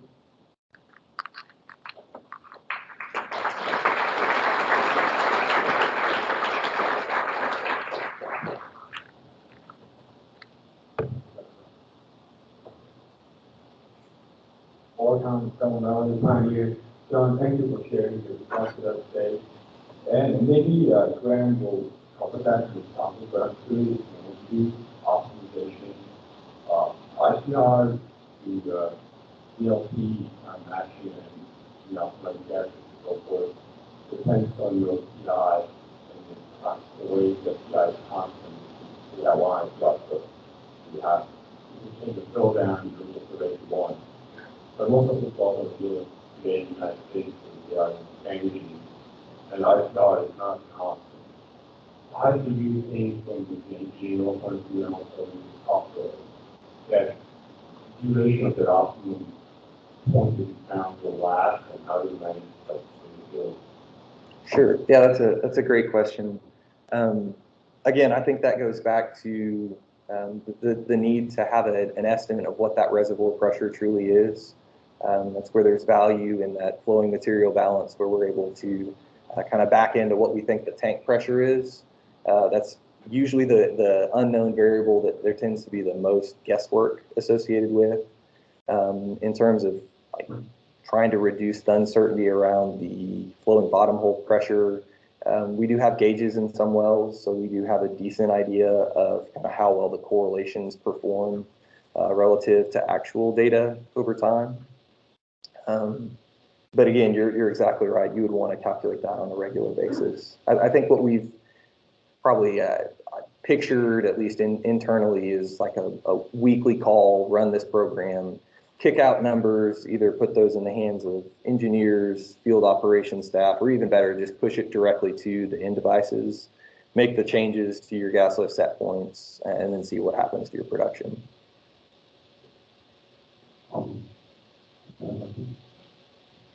Well, I read. Eric, you're on time. Okay, I got probably a simple question. I'm thinking about Kurt's comments about, intermittent production shutting in and our presentation on, wanting to get, the gas lift valves or artificial lift deeper, and your optimization curve. Do you think it's better to, you put on gas lift for your irrigation, do you think it's better to estimate the middle point and get best optimization, where maybe it's a little under at the beginning and a little over at the end? Or do you think it's better to, and maybe combine that with intermittent performance, or do you think it's better to, at some point in time, just come in and put deeper valves? Yeah, that's a great question. I think I'll couch it with the "it depends" answer that's so popular with engineers. But essentially, I think it matters a lot in what basin you're in, what your productivity is of those wells. If you've got a high productivity well, that if you're able to draw down the pressure by even a small amount, that's going to add a significant amount of incremental barrels. Operations engineers, our job's pretty simple at the end of the day. We're in the drawdown business. So we're there to maximize the amount of production, and the way we do that is by drawing the reservoirs down. Early days, we might be a little bit more cautious to avoid formation damage, but by the time you get kind of middle life, typically we're trying to draw out that bottom hole pressure as low as we can, as quickly as we can. So the good thing is the decisions probably need to be made on a well-by-well basis, so it's kind of hard to generalize, but with the tools that are available in whitSyn and other kind of nodal analysis software packages, that's the data that you need to be able to make those decisions and understand the economics around them. With that, we'll give them a call.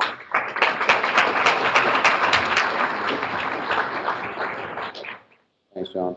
Amazing. Last up in this session, we were trying to kind of move, we started a little bit with PBT, a little bit of DCA type well, going into production now. So that's the last presentation in the production engineering session is our very own Graham. That I'll let you do the talking.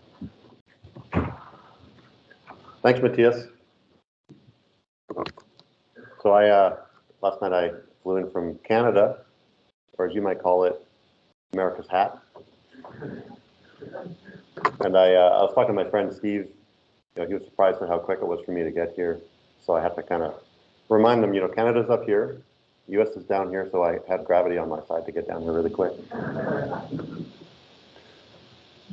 By the way, that's 9.81 meters per second squared. I didn't know if, metric was going to work down here, but that's what it means. My name's Graham Helfrich, and I think, Whitson hired me about 8 months ago. I think they thought I was LinkedIn famous or something, but hopefully I can show them I can try to talk in real life too here. So something I'm real excited about here is we have an opportunity to solve our problem. And what I'm talking about is, I've used a lot of wellbore modeling software, and I think you guys have too, things like Perform, Prosper, Virtual back in the day, Optimize.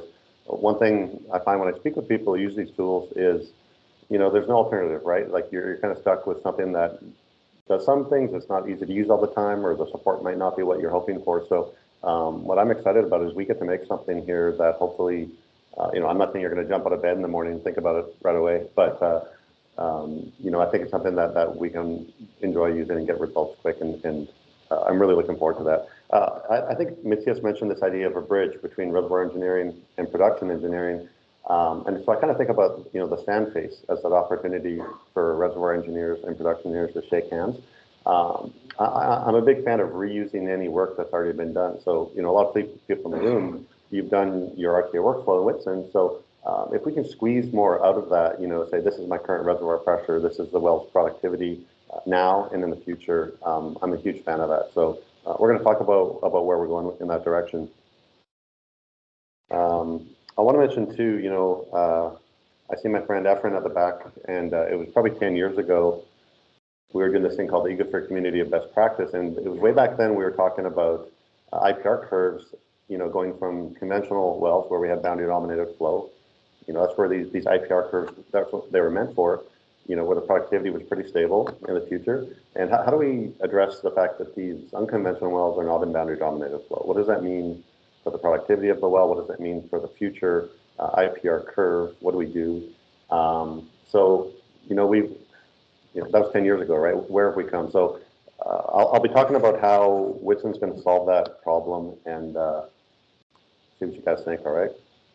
So right now, a lot of people in the audience are using Whitson, obviously, but one of the big surprises I found out is even though we made, this great RTA thing, the bottom hole flowing pressures seem to be kind of one of the most popular bang for the bucks that people are getting, right? Calculating your daily bottom hole pressures, automating it, and then letting reservoir and production engineers use that. So I want to very quickly review what's a little bit different about the way Whitson does that, and then we're going to kind of get into what's new and what's coming around the corner, all right?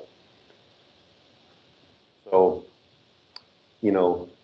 it's really scary how many people still have to spend so much time wrestling data, right? Using spreadsheets and things like that. So, Devon and then in Canada, Ovintiv are a couple of examples of some people who've really managed to get their data coming in and out of engineering tools so it's painless. Again, there's a gentleman in the back, Charlie here with Conduit. So I'm mentioning Conduit because this API connection is something that is available for you to automate your daily production data coming into Whitson, and also from WellView or any wellbore tool you have. So tubing dimensions, gas leak details, deviation surveys, all of this can be automated.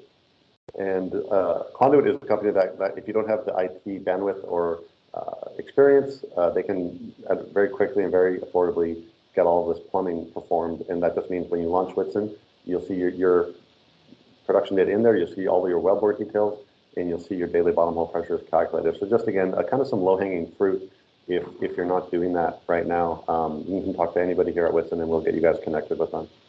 So that's the first step, is getting everything connected and automated. The next thing is, you know, a lot of the wellbore tools I used in the past for fluid properties relied on correlations for, you know, viscosity, compressibility, things like that. You know, Whitson's big experience is in PVT. And so we use an equation of state model, and this phase envelope is used through all of the workflow, including bottom hole flowing pressure. So this is a bit of a different thing than we're used to doing potentially. When we do our bottom hole pressure calculation, we have a whole range of correlations to pick from, which one is right, you know. So we kind of force you to realize that your bottom hole pressure could be really different depending which correlation you pick. So we're trying to scare you, but we want to expose you to that there's a range in the results that you get, because this is going to affect your RTA model, your forecast, everything going forward, which are these bottom hole pressures that you pick, okay? Now, if you're lucky enough to have any measurements downhole, there's some measured bottom hole flowing pressures, you know, well, that's great. Now you know which correlation is probably more accurate, right? But then going a step further, what if you could tune or adjust your correlation to match that measured pressure that you've got downhole? So this is something people are doing. So now you've got kind of a tuned, custom bottom hole pressure correlation that you can use in all your other wells that you don't have a measurement on. So again, just some things that I found, again, using Nodal tools for a long time that kind of make Whitson stand out. You know, finally, a lot of people in the audience have wells on gas lift, and I've historically not had this option, but now the fact that I'm able to put in all my gas lift valve details, the depths, open, close pressures, and utilize that information, it just means I'm getting a more accurate bottom hole flowing pressure, predicting which valve is open through the well's history to come up with that more accurate bottom hole pressure. Now I know nobody in here ever has any noisy data, right? But this is like synthetic. I mean it noisy synthetically, since it's hard to get real noisy data, right? So just being able to put a smooth trend line through our bottom hole flowing pressure is something I kind of take for granted, because once you start doing RTA diagnostics modeling, noisy data can really be a headache to kind of separate the real reservoir signal from the noise. So I find this whole ability just to at an instant create a smooth historical bottom hole flowing pressure something that I really appreciate. I didn't know I was missing it. So that's kind of some of the reasons why a lot of people are, as you know, are using Whitson kind of as that gold standard to come up with bottom hole flowing pressures every day. So that means every engineer can go in and see today's new bottom hole flowing pressure. So what's come out, what's different in the last few months here? Well, you know, when we do a forecast from our numerical reservoir model, historically we've had to assume some sort of bottom hole pressure profile in the future. That's really tough to guess at what that could be.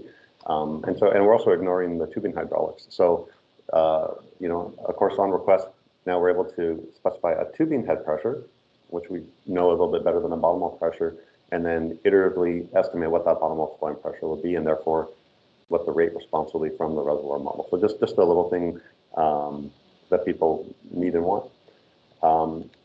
When we're looking at pressure sources on the surface, right, we have our flowing side, we have our quiet side, usually the annulus. Well, either of those are great pressure sources to come up with a bottom hole pressure, and I will often like to compare them to see which one is going to give me, you know, the bottom hole pressure, and it can be different. Sometimes they're similar, sometimes they're different, depending which pressure source we're going to use. So now we're able to let you use the quiet side as an option when coming up with the bottom hole pressure. I actually like that a lot, especially for dry gas wells, you know, because it's just a hydrostatic calculation, the annulus, so it's nice and simple. And then from the tubing down, we do a multi-phase correlation to get the bottom hole pressure. So that's available now. You know, IPR curves, you know, this is something most people have probably done, but now in Whitson it's available, and of course we can see when our well's going to liquid load or what that critical lift rate is. That whole question, what is our current reservoir pressure, right? This is where the work that you've done in RTA can come in handy. So even if you've just done a flow material balance analysis, right, you've got your current average reservoir pressure, and that can be utilized automatically when the IPR is made for your production engineer. Or if you've done an actual numerical model, it'll be available. So just, again, trying to leverage work that you may have done. For people in more liquid-rich plays, it's, of course, important to consider, you know, all these artificial lift techniques and planning which one's going to work best for our well. So, and this is a case where maybe the well's free-flowing, there's no gas lift going on. Or what if we inject gas lift at 300,000 cubic feet a day, or almost 1 million cubic feet a day? You know, and John had kind of mentioned that there is a point of diminishing returns. All that gas that we inject, have to come back up the tubing, right? So at some point, if we keep increasing our gas lift rate, we're actually going to end up increasing our bottom hole flowing pressure. So I'll talk a little bit more about that now. But what you're seeing is available right now. Reach out to me later because we actually recorded a course on learning all this stuff recently. So happy to share that. So for people who are entering your gas lift valve details, right, open, close pressures for each valve depth, wouldn't you like to ask the question, which gas lift valve is open today? Historically, which valve has been open? You know, maybe I'm assuming I'm injecting all the way down to the bottom valve. Is that the case? So this is what you're able to do right now. So the green data points are the well's historical valve depth that's been open. And so all you need to do this is your historical rates, injection rates, gas lift valve details, and then right away you can see what those valve depths have been through the well's history. Okay, so just something that you may not have known about that you can do right now.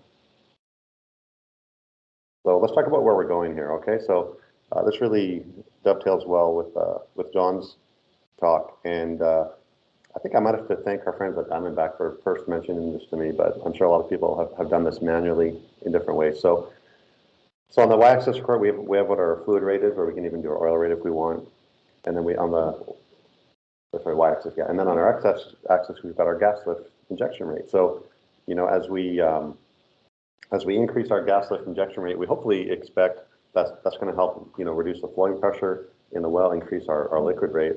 But there is this mechanical max rate, and that's kind of where, as we inject more gas, we just produce friction in the tubing, and we increase our bottom hole flowing pressure. So the whole plan is to instantly produce this curve for you. So this is going to be coming out very soon, probably in a few weeks.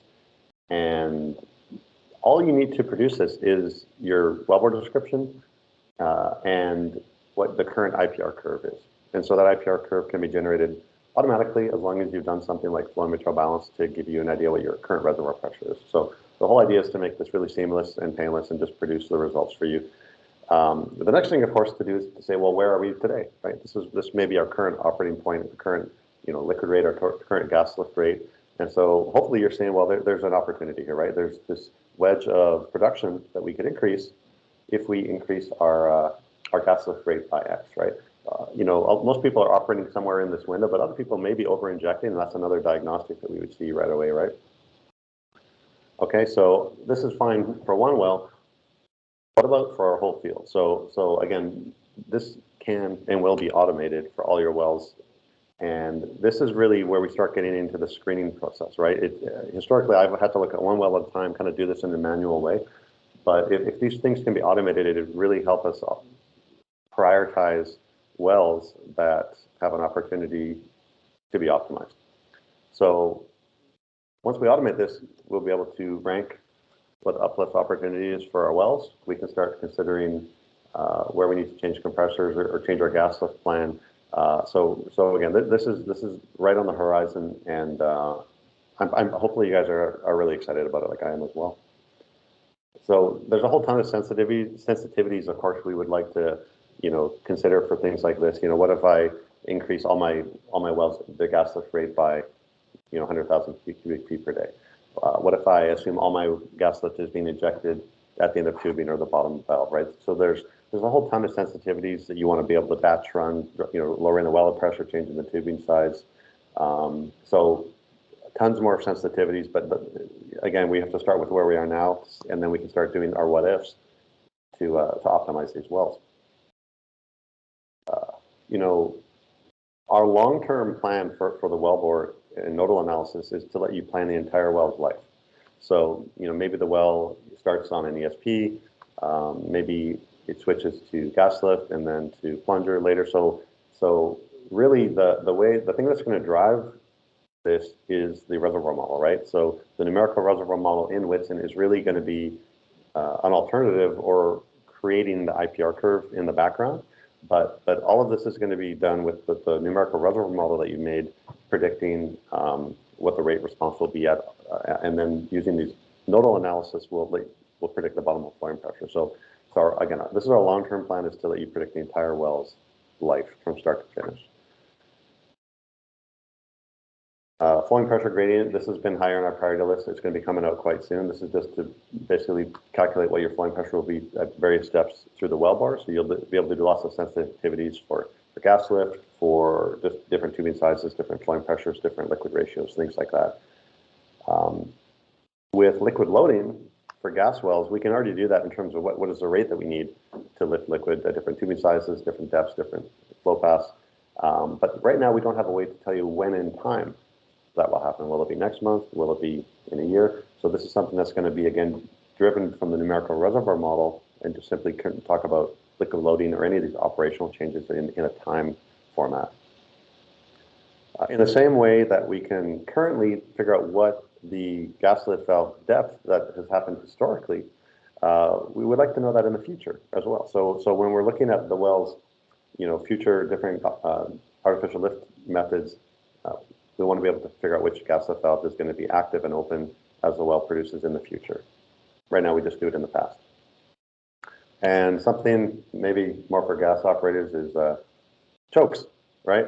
So this is something that's going to be coming as well here, both wellhead and bottom hole chokes. So I think the big takeaway here is,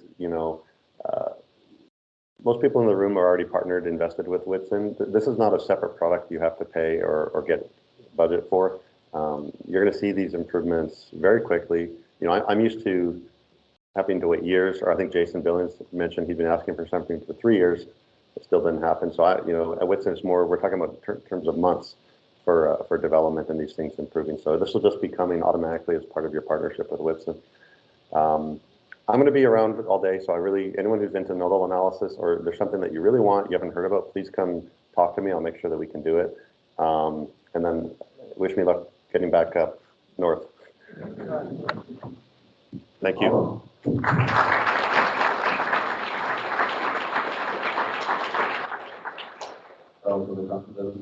Very tough question. Basically, Carlos Miranda, State Corporation. So I think I have the same question as before. And you probably didn't ask the same question several times. So, but I'm gonna rephrase it a little bit. I mean, using classical nodal analysis for unconventional is something that we haven't done in the past because the IPR is all into the side state. Our wells are in ground control for a long period, in the Bakken probably more than a year. But as you know, the IPR will be changing as soon as the work produce. That's why we are mostly using resource simulation for the PLC code inside the simulator. But how are you planning to do this? I'm more curious than anything else. Yeah, great question. And this even goes back to what, Efren and I were talking about a decade ago. And, some workarounds people have tried is, if you look at like the CNN or the Roland-Schollenhart, back pressure equation for pseudo-steady state, people would look at that C value almost like the productivity index, and we assume it's constant in boundary dominated flow, so people would try to fiddle around with it and make it change through time, right? It's kind of a band-aid solution, or the J value in the Vogel, but really we're just simply going to take the numerical model in Whitson, which is equivalent to like an Eclipse or CMG, and it's going to directly produce the IPR at whatever moment in time that we ask it to. So the IPR is really just going to be a language to report the well's potential at any drawdown at that moment in time. So it'll consider all the well perm, all the PVT, all the transient flow, everything. Carl, again, our most recent hire from Canada, he was a co-author on a paper that we wrote about transient IPRs a few years ago. And there are cases where you change the drawdown and you witness a rate that you don't expect. Either the rate doesn't change at all, or just it changes up to a lesser amount. And there's certain combinations of drawdown and PVT and rel perm that can cause that. So we'll be able to recreate that with our approach. Yeah, this is a great question. A much kinder question than Colin. Actually, it's more of a request. Yeah, please. So get right here with kind of that resources moment. For future info, but it looks like you guys are doing is kind of dancing around the artificial lift optimization engines that we typically use for well planning. Is there an opportunity here to build some of that into some of this prediction as well? Like where my natural sound should be placed? What ESP should I be running? Where am I on my ESP optimization curve? That's been a struggle for us because those are separate vendors with separate interests that kind of optimize separately. You have to have 12 different programs. So you have to roll that into one and couple that with the Nodal and RTA analysis if that's possible. Yeah, I appreciate that. I mean, you mentioned some of these artificial lift methods that we're dancing around. I'll even mention things like plunger lift, rod pump, things that are not necessarily easy, or there's not a single way to approach it, especially with a reservoir model in the background. I'll mention for things like ESP, you probably use sub pump, things like that, right? So I think all we really need from you is some guidance about what information do you want to give us, like some sort of curve, like whether it's like horsepower versus something, right? So we just need some guidance from you, or just point us to a paper or technique that you like, and we can start implementing it for any method. Another round of applause.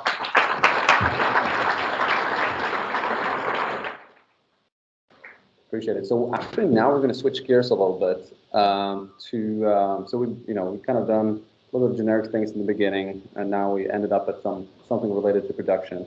And before we're going to go into a lot of the subsurface stuff, I would like us to not only talk about models and RTA and these different techniques, but I would like us to have a little bit of a kind of a recap, maybe a few ideas on different mental models, how are things actually looking down there, and use that or keep that in the back of our minds before we start to just apply models and techniques on different types of data. And the first one that's going to help us on that journey is a guy well from before, Craig Cipolla from Hess. He's going to present on measurements, models, and innovation in the Bakken. And with that, Craig, the stage is yours. Oh, so we don't get to use the clicker? No. Okay. Okay. So let me see if I can get the little laser pointer up here. Okay. So yeah, we're not going to go into the RTA or the Whitson software here. Kind of take you off on a little different tangent, and the title may be a little misleading. It's mostly going to be measurements, but I think as we go through this, maybe we'll see the links and how the measurements can be used to to tune the models a bit better, to better understand how we can improve the models. So whenever you see a Hess presentation, you see this one. So don't go out and buy or sell the stock based on anything I say. That should be obvious to everyone. But okay. So I'm going to start a little bit with the measurement side on completion optimization. Some of this is old news to to the group here, but there's that link between what we do in the completion, how that performs, and what we do in the subsequent analysis. You see discussions on, well, how many fractures are producing? I'm going to use 50%. Some of these basic, maybe not really good assumptions go into some of the RTA modeling. And so all this is linked to us understanding how did we actually perform the completion, or how well did it perform. And so the first thing is what measurements do we have available to us? For completion efficiency, you'll see a highlighted technology here. That's basically maybe our go-to more rigorous measurement, cemented fiber for looking at completion efficiency. Basically, you guys are all familiar with this. We strap the fiber to the outside of the casing, and we use the noise or the distributed acoustic sensing to give us some estimation of how much fluid went through each perforation cluster. You can also use perf imaging on cameras or acoustic techniques like dark vision. I guess since we're not an SPE, we can talk about vendors, radioactive tracers, things like that. And what comes out of this is for each completion stage, we can get an estimate of how much fluid went through each perforation cluster, and we can get a measurement of what we call uniformity index, or whatever you want to call it.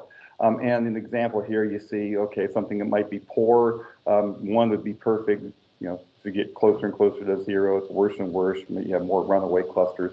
And then if you're able to do pretty good, you might have a decent distribution of fluid.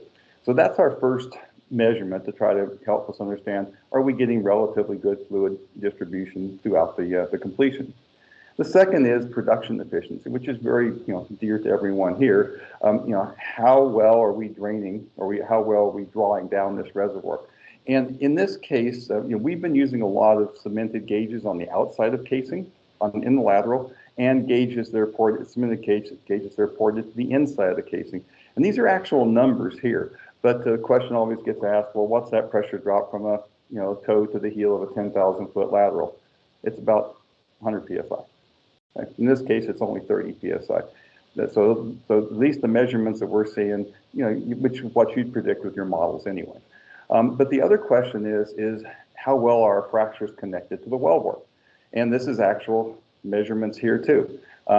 And these are gauges that are within 5, 10, 15, 20 foot of a perforation cluster. So they're pretty darn close to a frac. They're connected to the frac because you can see the frac pressure when you frac on these gauges when you frac these clusters. And in most cases, these pressures are pretty darn close to the internal pressures. Now you see a couple of them here. My eyes are poor, I can't even see my own slides here. But you'll see a couple of these that are a bit higher, but they're still all being drawn down. So we have pretty good indication, at least from isolated measurements, that maybe the fractures in the wellbore are relatively well connected. And maybe we're drawing down this whole 10,000 foot lateral the way we expect. So that's the first part of the equation, is understanding both what's going on at the wellbore during the completion and what's going on during production. The next one is understanding what we did to the hydraulic fractures, or when we created the hydraulic fractures. First one is fracture geometry. Everybody's seen this, a ton of times. And our workhorse in the past has been microseismic mapping. The other, I can call it new, but newer technologies are offset well fiber, looking at intersections there, and simple offset well pressures, thinking of the steel wellbore pressure monitoring introduced by Devon, and other techniques. The other question, though, is that when we're creating a number of fracs, 10, 15 in our case, maybe up to 18 at the same time, are those fracs even, like I'm showing up here in this nice cool picture, or do they look different? Is there a lot of stress shadowing going on? Is there different amounts of fluid going into each cluster? And do we get something that looks like this? And we've kind of coined the term fracture morphology, understanding how many fractures are created at a given distance once we know how many fractures are created at the wellbore. And that can affect drainage. You might imagine something like this doesn't drain quite as evenly as something like that. I think the most important thing that's been relatively new is understanding drainage distance. So how do we actually, not interpret it, but how do we actually measure it? Again, for many in the audience, you've seen some of this stuff. There'll be some old stuff here, and there'll be some new stuff in this one. So hang on, I'll actually show you some new stuff. But again, what we've been trying to do is put together detailed field laboratories where we can measure drainage. And with that comes a measurement almost directly of fracture conductivity. At least pressure drop down a fracture so that you can then start to look at fracture conductivity. So that's kind of the idea. And then, of course, is it low or is it high? High fracture conductivity is usually better. High relative, okay, is usually better than low relative. So the projects I'm going to kind of summarize here, and you're going to get a Reader's Digest version for those of you that ever heard that term before, really condensed version of a number of projects. And the first one has been well publicized. We've called that our observation lateral project, where we drilled a 10,000 foot observation lateral in the Three Forks. And by the way, any of you guys have seen test presentations, well, we only work in the Bakken, so anything I talk about specific to the Bakken when it comes to unconventional. And we drilled that in between two middle Bakken wells that we were going to complete. They're about 900 foot well spacing, about 450 feet apart. Remember, the fracture azimuth in the Bakken's north 55 east. And we did a number of things. We looked at different frac designs to say, well, if we change the frac design in these two wells, can we measure something materially different than the drainage? And we did some completion tests down here. So that was basically the focus there, was drainage mapping. We went on to our next field laboratory, and we said, well, let's do something a little different. Let's instrument these wells with similar technology, fiber and cemented gauges, and let's also do some design changes to look at different designs. And we mirrored this throughout the whole pad. But we instrumented this Three Forks well here on the outside, this middle Bakken well on the outside, but we fracked them. So So by fracking, when we're fracking these wells, we're getting the pressures with all these gauges. And by the way, they survive. We get the fiber data during fracturing, and that's where that production data came from. Okay, so now we get the production data, and we can do interference testing. So you can get what I call dynamic drainage. Carlos is here; he can answer lots of questions on the interference testing. But that gave us interference testing data, not just specific to a well, but specific to individual fractures, or at least fracture stages. And we did something called ADD, which I'll touch on, which is the kind of the innovation tweak here. So that was more of a completion optimization type of a laboratory. And the next one was a kind of a dual project. I got spacing project 2A and 2B. These wells were drilled to the north, all 10,000-foot laterals. These wells were drilled to the south. In this case, we did another observation lateral, but it was going to be temporary. We've actually just fracked that, completed a few days ago. So that one's fracked now. But we use this as an observation lateral for about 9 months. And we did, again, some different frac designs here, but we focused on this well here, and because it's a little bit closer, we did fracs that we thought were going to drain here, and we did some smaller fracs here that we thought wouldn't drain. And we did different entry points, lots of cool stuff, but manageable from a design of experiment standpoint. In this case, we have a Three Forks well, but it's slanted, so we can get drainage measurements at different distances.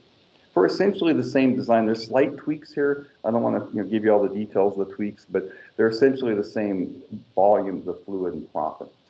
So that's kind of the 4 experiments.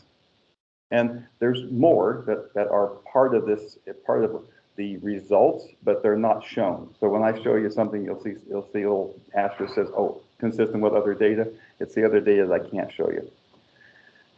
So the first thing is understanding fracture geometry. And this is some of our older microseismic data, basically not the new completions, but we started to see this parent-child effect. Clear, you see asymmetry, so forth. I'm not going to go into detail there, that's also published. But what we've done is taken all these different tests plus more, or measurements, and developed length volume curves. So I'm showing you the actual lengths here that we get in the Bakken, half lengths, fracture half length. I'm just not showing you the volumes because we've got to do something to appease management so we can actually talk about stuff like this. But now we have curves where we can start to use frac design, which everybody's going to do anyway, but something based on what we hope is relatively accurate measurements, a lot of data, to understand if we pump so much per cluster, how long is that frac going to be, and then how do we optimize that for the well spacing. And that's kind of a simple design tool that's in the hands of the Hess completion engineers. But the next step then is understanding, are we doing the right thing with the completion, with the perforating and so forth? And that's the fiber measurements, again, at the wellbore, where we're looking at this uniformity, and then far field. So this is the distributed acoustics, this is the strain data. So we've got wellbore, and you have far field. And what we've used that to do is understand how many of these fractures that we're creating at the wellbore are being propagated at distance. And so we have curves this is not the actual curve, this is a representation of, if you had 14 clusters or so, all the fracs might go a couple hundred feet, only maybe one of them might go 1,000 feet or 1,500 feet. And that really does impact how you would put this into a reservoir or a fracture model and a reservoir simulation model to understand drainage, but understanding that there's going to be wells on either side, so some of these fractures will overlap. So you saw there was measurements and models. Well, most of us only do measurements so we can understand something or we can calibrate a model.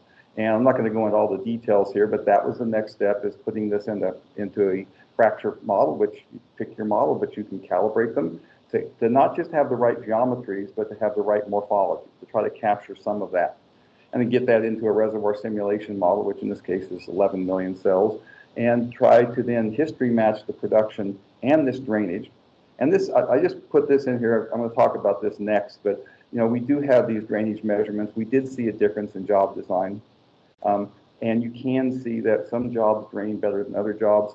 You see, jobs disconnect here. You see different behaviors. Lots of cool stuff here that I'm not going to talk about in detail, but something that it's also in the publication, so it's there for those who want to go dig it up.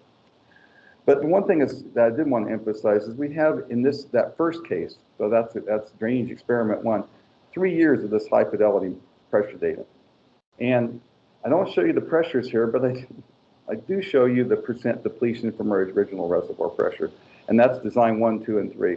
So after 3 years at 900-foot well spacing with a certain design, we're getting 60 some odd percent depletion from original reservoir pressure and can't get to zero. So, you know, that's getting pretty good. And they continue to deplete. I'm just showing you the wellhead pressure here too, in the offset wells, an average of it. So with that now, we're able to maybe understand a little bit more about how job design and drainage are linked as a function of well spacing. The last thing is understanding drainage as a function of distance. So what we weren't able to do with the first experiment is look at different distances. Well, subsequently, you saw the drainage experiment 2, where we had the different distances. Representative of other information that I can't show you. And we're seeing here is the depletion. So 0 is original reservoir pressure. As you get down, it's a percentage of original reservoir pressure. So 50% is, you basically depleted down 50% original reservoir pressure. This is after 6 months and 1 year. I say 6 months and because some of the data is new. It's 6-month data. Some of it is older data, 1 year. And this is drainage distance. Of course, unfortunately, you don't see the distances here. But it is a normal scale. So this would be, the wellbore, and this would be somewhere out where the fracks are. And you see this behavior of three different tests here. This is 2A, 2B here, and this is 1, which we have a single point. And you see this kind of behavior where you get some modest drainage out to a point, and then you get this cliff where you start to see really significant, well, you guys can draw your own conclusions, material drainage. And then you see this part here where I don't show any dots, but I show an asterisk, okay, that says there's stuff out there that I can't show you that shows that there's this area where we have really significant drainage and lower pressure drops. So out here somewhere is kind of near where the flowing bottom hole pressure is. Okay, so you have a low pressure drop, a medium pressure drop, and then this high pressure drop or very limited drainage. And this is giving us this insight into what fracture conductivity is. And this is a simple model, really simple, of basically history matching pressure data that we have and understanding what the effective conductivity to oil is. And you guys might be shocked by these numbers, but 1 millidarcy foot, which is actually pretty good, okay, in that those pressure drops are low, transverse out here to 0.1. And I put in my good, bad, and the ugly, which Carlos and the reservoir engineers maybe take out and have low, medium, and high because engineers don't like colorful terms. But I'm going to use it here. Basically, we've interpreted this point out here, whereas we see that kind of big cliff is where the end of the productive length is. But about half of that productive length is not great production. And I think this is what we miss sometimes in some of our parent-child interactions, and sometimes in RTA. You see that big signature of the deep drainage of where the really good production is, and then maybe double from that is this modest area of drainage, which affects parent-child relationships, which affects well spacing optimization, which affects what you might want to do next with your job designs, all these things. And that's the kind of deep understanding we're looking for, and that might help us tie some things like this into better RTA models. So that's kind of the connection I wanted to make here. Last thing is innovation. With the modeling, once you have the model, sometimes they give you insights you might not think about. And we've drilled 3 of these ADD wells now, augmented drainage development. And what this well is here is it's a well that's completed with a slotted liner. Okay, that's it. And we fracked into it from this well and that well. So this is that drainage. This is that the completion experiment I showed you, number 2. And so it's a heavily instrumented pad. And this well is still producing today. And it's about 2 years into it now. And we subsequently drilled 2 more of these things. Don't know if they're ever going to be widely applied, but we learn a lot about how fractures could be produced in the far field when you don't fracture the well. So and we saw that with looking at some of our models and putting wells in between fracked wells and saying, well, what would they produce? So kind of using models to, you know, to be creative and hopefully learn something. And so that's the end of it. I got another slide here, which is actually our EOR pad. So I did say increasing recovery in the Bakken. So there's all, you know, it's all about well spacing, completion, and you know, and EOR. So that's it.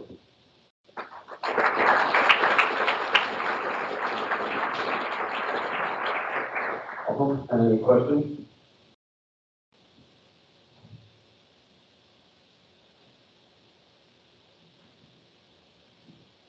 Okay, Jed Ryder again, Pioneer.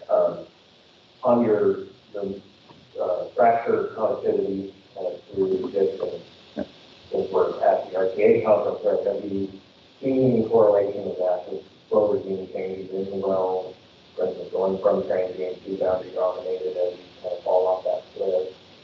And then have you seen that vary on your parents when child come in or is road development? So I think our connection between some of this detailed data and RTA is still very early. Okay, and so I can't really answer that one because we haven't studied it in detail. One of the things we do see on the parent wells is, unfortunately, in the Bakken, that those wells typically increase production by 2 to 3 times. Okay, so we don't have the severe parent-child issues. Now, sometimes it doesn't if you plug it up with sand and stuff like that, but it's usually a positive hit, and that might be due to the completions. Those old completions are sliding sleeves, and they're uncemented. So if you frack into them, maybe those fracks are productive. Hey, Ryder, when you showed that kind of TV, the changes that we, I guess, wouldn't say. Now, then, I wouldn't say that change, perhaps, but usually, but I would say something similar to it. My question is there anything in the completion world that we should be looking at to improve that? And if we do, what is the priority? You know, what is the benefit when we're looking at it, particularly when you're going to put them as well, because if you put them there and then you continue having it, probably will be better.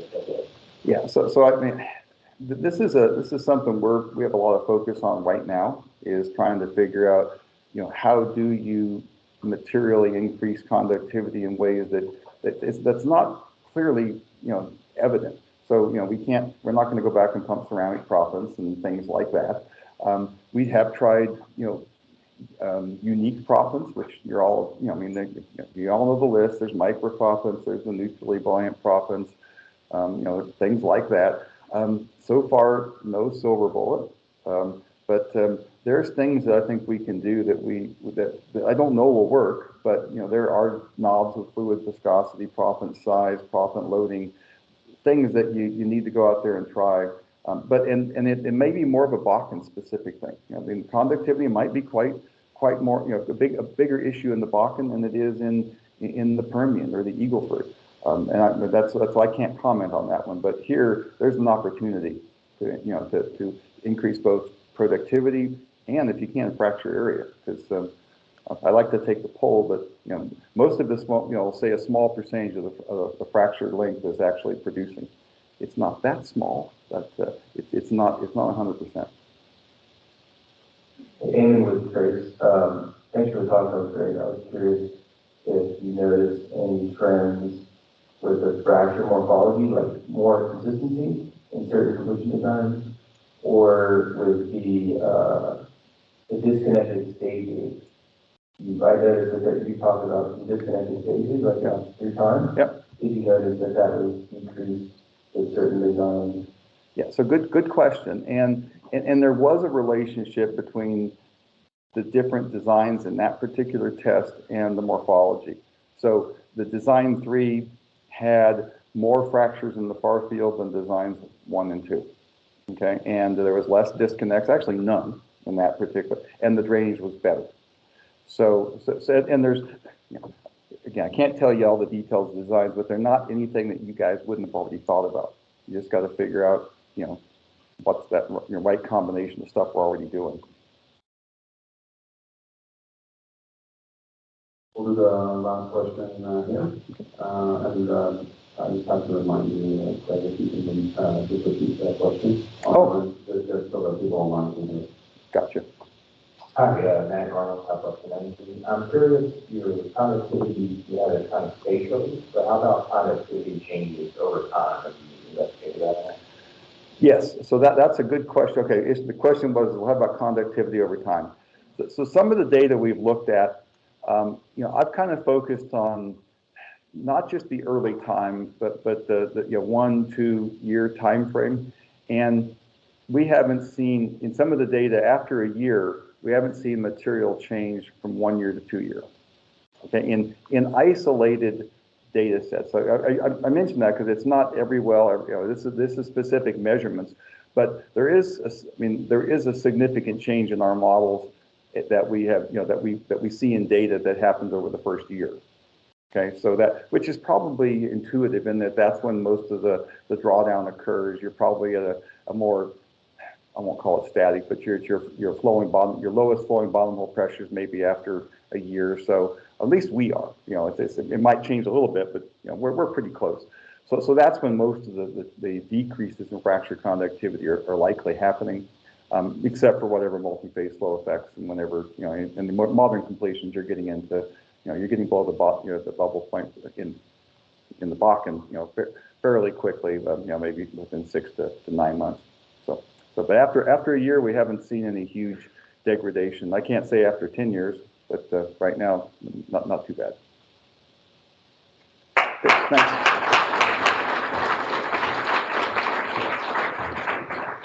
So we'll stay in that lane a little bit, still kind of field data, how does that really relate to subsurface, RTA, etc. I'm super excited that Vivek said yes to hold this presentation. His version of this at one of our webinars. I've seen it presented at ATC and URTEC last year. It was from work he did with Sudebek, one of my favorite papers from last year. So with that, Vivek, go for it.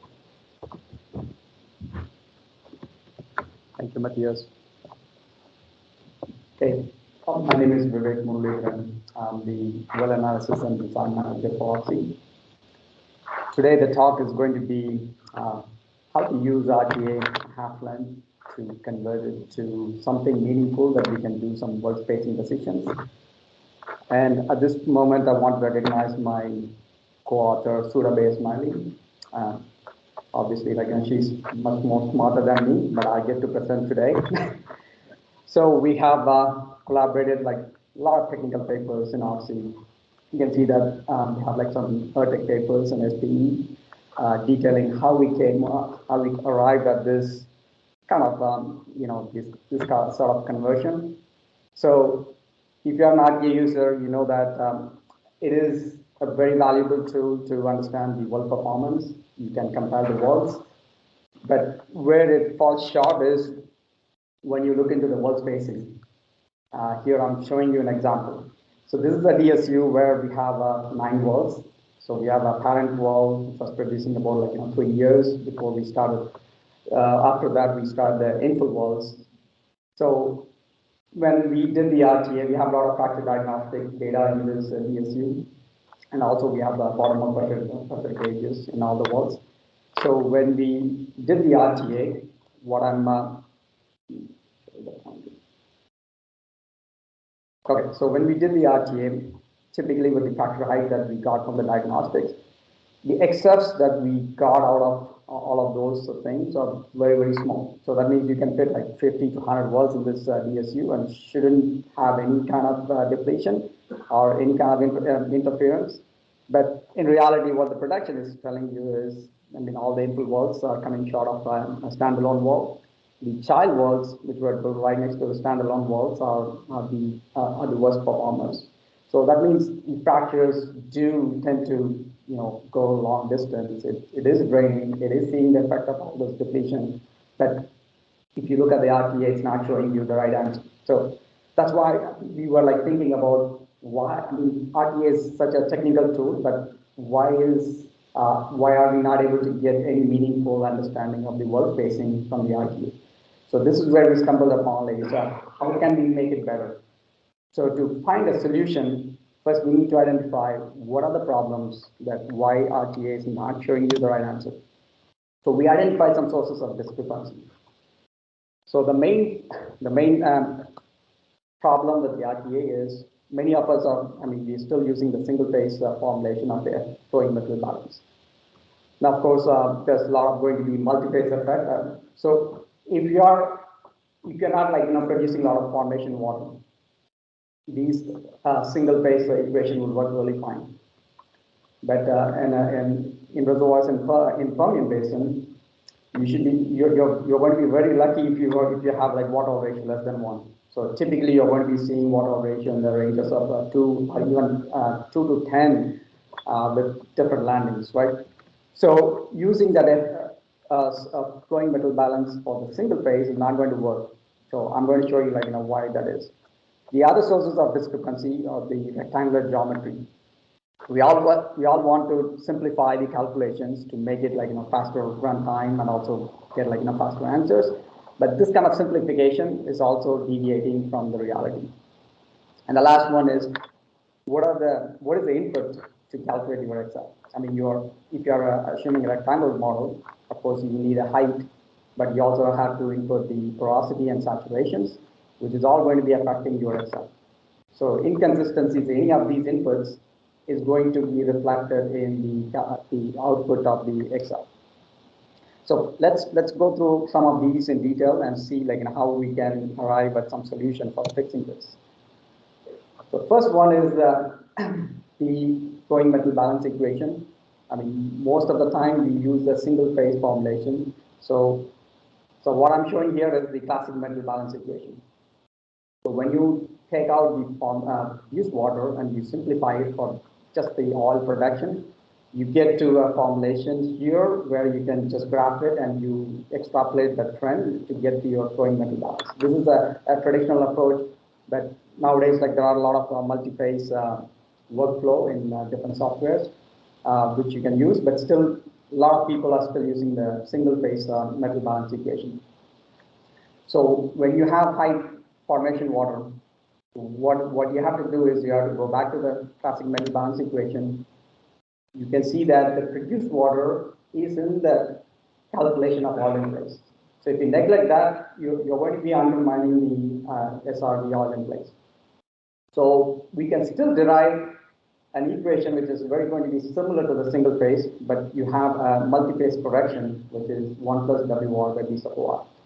So if you don't apply the correction, whatever you are calculating the oil in place is not a real oil in place. Let me explain you how so we can prove it. So what we did was we took about 32 sets of synthetic cases. So we just range the rock and fluid properties, which are very common in Permian Basin. So we vary the saturation, initial pressures, porosity. And for all of these synthetic models, we have a known oil in place input. So we ran the models, so we took the rate and the pressures, and we back calculated what a flowing metal balance equivalent volume is we are going to be getting back. So what I should be getting there is whatever I'm inputting in the model, I should be getting the same answer. But when you compare the flowing metal balance equation of the production that is already simulated with the known oil in place, you see that it's deviating from the one-on-one line. So all of the calculated flowing metal balance from the single phase is lower than what the input oil in place is. So this clearly says that if you have higher water production, it's not going to be a right oil in place. So now when we correct with this 1 plus WR by B sub Y, the multi-phase correction to the single phase one, now we can see that it's lining up with the input oil in place. So it is your produced water is part of your oil in place calculation. So you cannot just neglect that and just only take the oil phase and calculate the flowing metal balance and call it oil in place. That's going to be a very, very lowballing the oil in place. So now going back to that same DSU that I showed before. So this was the single phase formulation, oil in place. So when you now correct it to the produced water, now you can see that the track geometry is getting bigger. So, but it doesn't still explain any of the interference, but you got the right oil in place to begin with. So that is the first step that you have to do. And so here is a graph showing that it's going to be a function of your water oil ratio. If the higher the water oil ratio, the higher the oil in place is going to be even though the oil production is going to be lower, your contact at all in place is so much bigger if your water ratio is 10. That means you are 10 times more contact in your reservoir, so which you cannot neglect in your spacing calculation. So now the problem is, now we've corrected it, how do we address the interference and all the depletion that we are seeing in the bead? Okay, there's another correction that we have to do is, okay, so now we are simplifying into a rectangular geometry, which in reality, fractures are not going to be rectangular. It's going to be going like, wherever it wants to go. So to have that understanding, what we did is we drilled a pressure monitoring well in Permian Basin. So we built a brand new well. We put like multiple gauges on each of the layers right next to a produced horizontal well. So after 3 years of production, we put all the gauges and figured out what is the pressure in each of the matrix zones compared to the original reservoir pressure. So my co-author here simulated a lot of cases, matching all the different pressures, along with matching the bottom pressure on the production rates from horizontal wells. So now you can see that the shapes are not going to be rectangle. This is the shape that's best representative of what the drainage looks like after 3 years. But if you take this oil in place and you convert it to a rectangular box, you can still match the rates and pressures of that horizontal wall, but you cannot match any of these the matrix pressures that we got from the monitoring wall.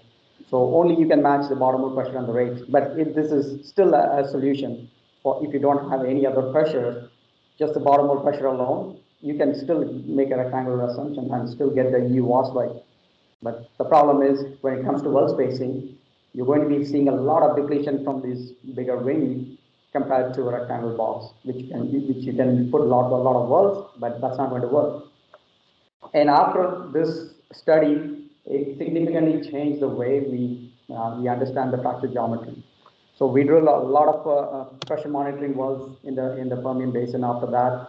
So in every instance, want to show that the correlation with the microseismic is coming out to be pretty precise.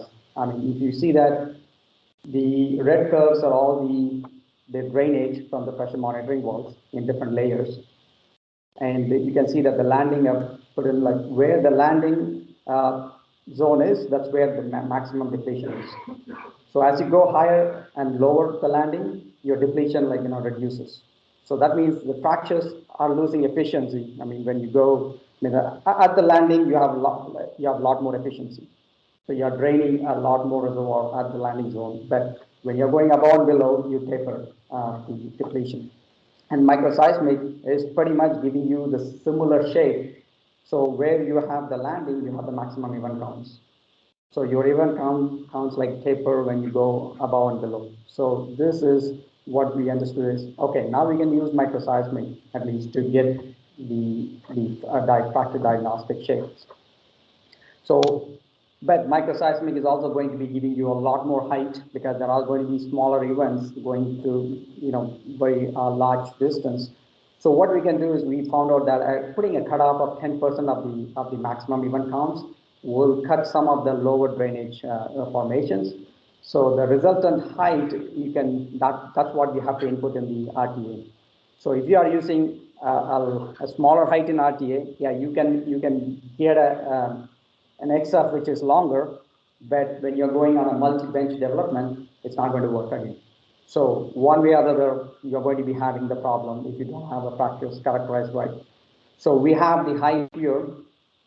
For the average properties, again, like if you take a linear average of the porosities and saturations, it's not going to work because some of the zones are going to be highly, high water saturation. But if it is far away from the landing, it's not going to be contributing too much to your production.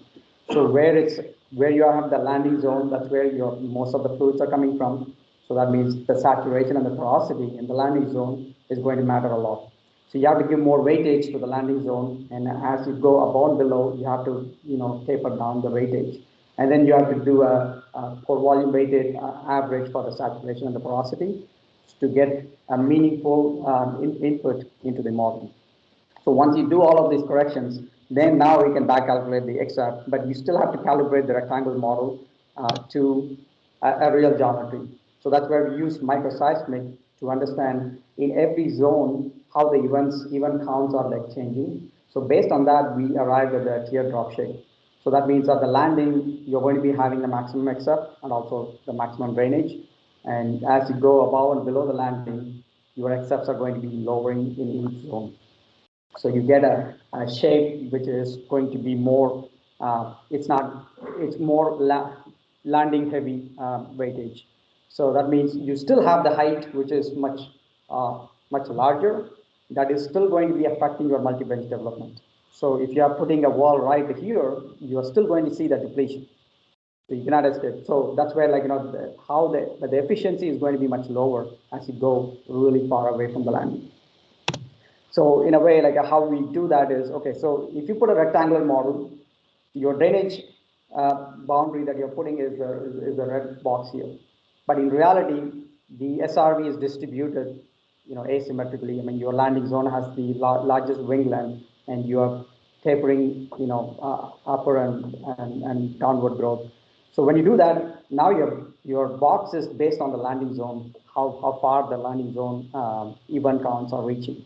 So that means you will be seeing depletion as long as the landing zone is going to be dictating how much depletion you're going to be seeing in the offset point. But at the same time, you may not be draining effectively some of the matrix within that drainage box. But that's the nature of unconventionals. You cannot have an even drainage. You're going to be having reduced pore efficiency, but the landing zone is going to dictate all your depletion. So that's where you typically see. So when you plan your well spacing for the RTA rectangular box geometry, in reality, what you're going to be experiencing is a significant amount of interference, because these geometries are going to be much larger in the landing zone. So typically, that's going to be affecting your well spacing decisions. So how we proved all of those things is, okay, so this is another DSU that I'm showing where we have all the downward gauges. So you see that when the infill 5, we opened that wall, the 7 and the 4, they were producing, and you can see that there's a drop in the pressures. So that means the infill 5 is affecting both infill 4 and infill 7. Because you can see that the clear change in the deviation in the pressure trend. But even with the water corrected SRV shape, you're not going to be capturing that in the RTA point of view. So, but when you correct it to, the calibrated one, now you can see that the infill 5 is going to be affecting 4 and 7, because that's how these walls are going to be interfering. Even with the large distance, you're going to be seeing these kind of excerpts reaching out there and draining. So another example is the HRTS2, where the defit done at the boxwood 2 edge was showing depletion. But when you do a rectangular model assumption, you shouldn't be expecting any depletion on that distance. But in reality, you're seeing that. So with the microseismic, you can see that there will be communication, because the excerpt goes asymmetrically in 3 to 4 times longer than what you get out of a rectangular box. So there's another example of case study where we took, four different DSUs. So these are all pretty much in the same area, same geology, same completion, except the completions is slightly different. Case study 1 as Gen 1, which is a smaller completion in the same landing. But the 2, 3, and 4, they have this Gen 1 as the parent wall. The rest of the infill walls are Gen 2. The rest, the initial pressures, flowback strategy, everything is very similar with all of those 4 case studies. When you do the starting point, single phase flowing metal balance, you get a very small half length. So these colors are represented by the timing of all of those walls.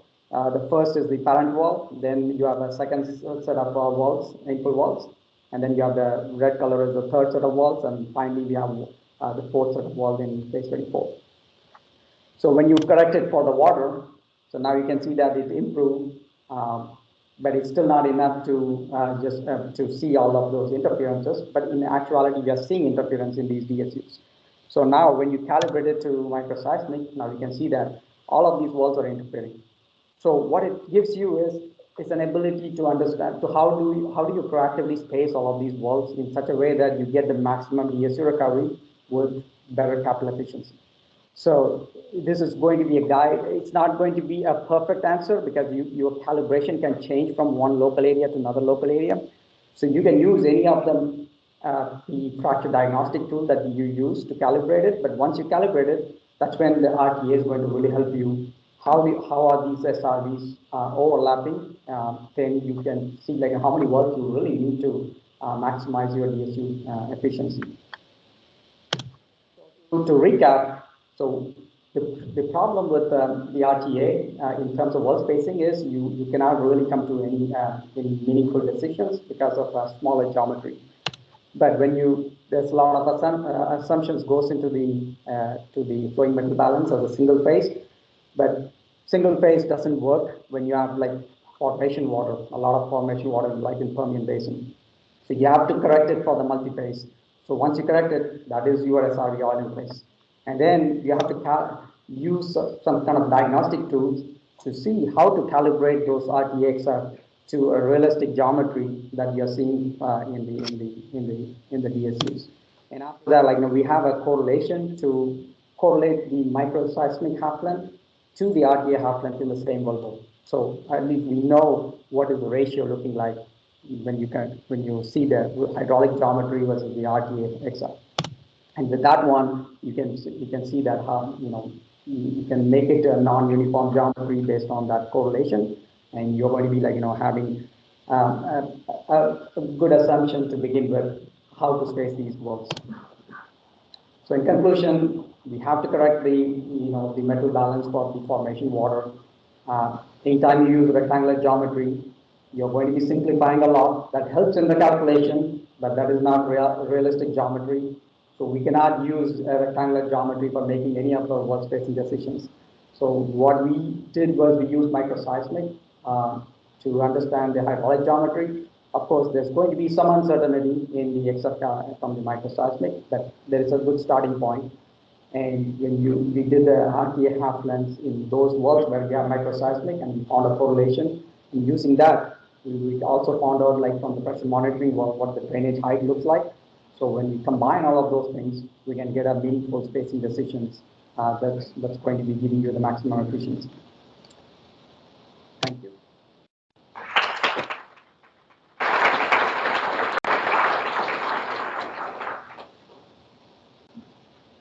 Well, I can find out further in that test. So the question is, you're applying couple of corrections to take your rectangular SRV to the shape that you're showing. My question is, do you see any correlation between size of those corrected SRVs and the rest of them? Yes, we see a better correlation with the production. So when we look at the total fluid, it comes in line with the shapes that we are seeing. If there is a lot of interference, the well performance is also like going down. And also, if the parent well gets hit brackets, with the SRV geometry that we are seeing, we can easily see there is an overlap with the parent based on the well spacing distances, and it reflects in the total fluid of the parent wells after the bracket. So the SRV goes down. So you can clearly capture all of those things. So the bigger the size of SRV, the better performance. Yes.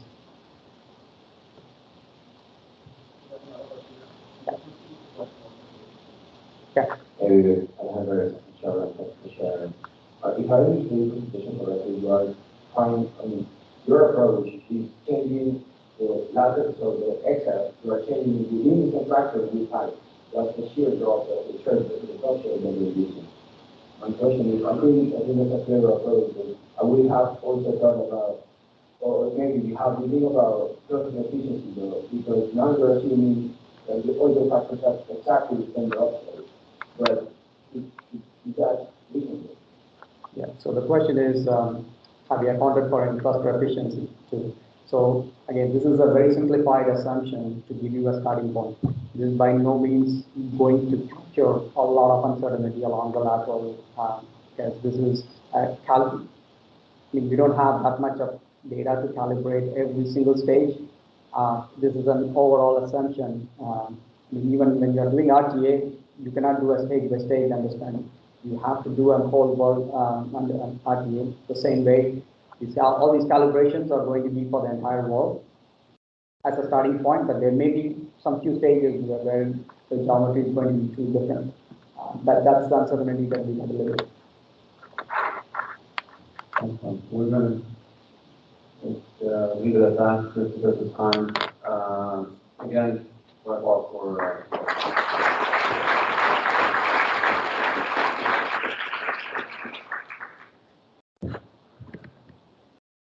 well, that's an excellent leeway into the next topic here. It's almost like I designed the program here myself. Actually now, this is the last session before we're going to do lunch. This is something that was requested by a lot of people. This is kind of like little pieces, goodies as I call them. There will be 5 of them. They'll be a little bit shorter than some of the other presentations here, and we'll dedicate it on different topics related to RTA. On that topic, we wanted just to do a quick survey of everybody in the room. So if everybody can just stand up for a second. This is for Danish. Actually, I'm doing this for him because I love him. There you go. Perfect. So if you've never done RTA work before, can you sit down? Okay. So when you do RTA, do you either normalize, if you do not use RTA to normalize rates or pressures, then you can sit down. Okay. Okay. Great. Who uses, if you use RTA to decide on well spacing, please sit down. Yeah, if you do. Okay, okay. Craig, you oh, that was okay. Perfect. And the last one, if you're using, if you're not using RTA to calculate A with K, please sit down. Okay, I saw you, KP. Perfect. Okay, that's great. Everybody can sit down now. And the truth was that I just know how it is when people get close to lunch, that if people are sitting and stuff, they're not getting energized. So it was more of a gym activity. So now we're gonna get my very good friend Donna Terrar up here on stage. He's gonna talk about using buildups in RTA. Sounds like PTA, right? That's what people might be thinking. Danish, the stage is yours.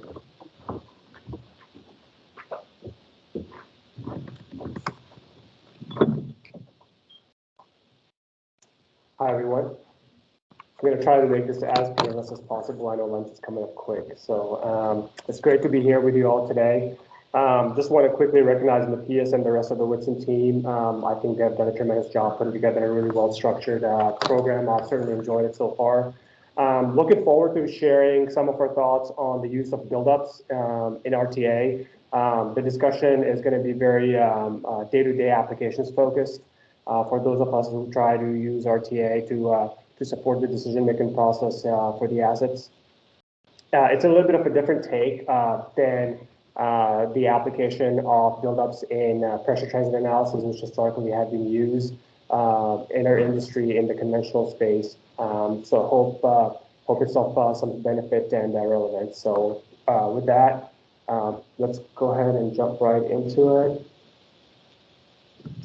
Okay, so to provide a little bit of context, one of the challenges of RTA is we are working with inputs that a lot of times are not directly measurable. And even if they are, it's usually via very specialized or expensive and not very common experimentation. So for all practical purposes, we are faced with inputs that 9 out of 10 times are unknown at the time we sit down to perform an analysis. 2 of such inputs that I want to focus a little bit today on are fracture conductivity denoted by FCD and pressure-dependent permeability or geomechanical effects. They use interchangeably as measured by the gamma parameter are 2 such properties. So the reason I kind of mentioned them both together is because they have a common signature in that they both manifest as a disconnect or a deviation between model buildup pressures and actual well buildup pressures. So in other words, if you have a well which has low fracture conductivity or high gamma effects or high geometric effects, and you're not properly accounting for that in your models, you will see the modeled buildup pressures to be lower than the actual buildup pressures. And we'll get into the details in a little bit. So why is that important? I think we all know that the more unknown inputs we have in our analysis, that will lead us down a path of non-unique history matching, which which is scenarios where incorrect combination of inputs can yield to a history match solution, leading to a takeaway or multiple takeaways that are incorrect for the field development planning and can have significant consequences. Again, next slide is an illustration from a real-life example of that. So in order to combat that or try to wrap our arms around quantifying some of those parameters, specifically the FCD and the gamma piece, we have found the buildups, especially late life and extended time buildups, to be pretty useful in quantifying if such effects exist when you compare the modeled buildup response from a solution to the actual buildup, and then B, quantify those effects if they are present. A couple of qualifying statements to that approach. I think there was a little bit of discussion this morning that touched base upon that. In order to have any kind of confidence in the approach, we recommend measuring bottom hole pressure rather than calculating. There's a lot of uncertainty if you were to calculate or attempt to calculate bottom hole pressures during the buildup. To remove that uncertainty piece, we recommend that you measure directly the downhole pressures to be able to then use those buildups as a part of this approach. Another implicit assumption in this workflow and approach is that some of the other reservoir parameters that have a strong function with pressure and have an impact on buildup, so things like viscosity and compressibility, are relatively well characterized compared to FCD and gamma parameters. So this is a slide that is a real example. I have the same well history matched under two different scenarios. It's a pretty well-established production history, multiple years here. On the left, we're utilizing a low gamma value, and on the right, it's the high gamma value, as you can kind of see.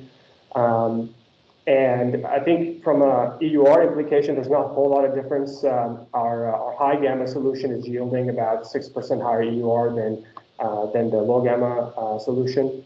But where the difference really shows up and is significant is from a contacted pore volume and a drainage area perspective. So if your reservoir has hydromechanical effects, you need to drain 50% larger, in this particular case, 50% larger drainage areas in order to have the same production. And you can kind of see that the history match solution is reasonable in both cases. So what this is telling you is that disconnecting between XF and drainage areas can have significant consequences for your field development planning, your understanding of spacing, how far is depletion existing, and your whole mental model of the reservoir. What are your recoveries? Your recovery factors are going to be very different between the two scenarios. In the high gamma situation, you're going to be recovering less on a DSU basis or even on a big picture play level because your recovery factors are going to be lower. So, try to kind of illustrate that non-uniqueness of these inputs can have, pretty far-reaching impact.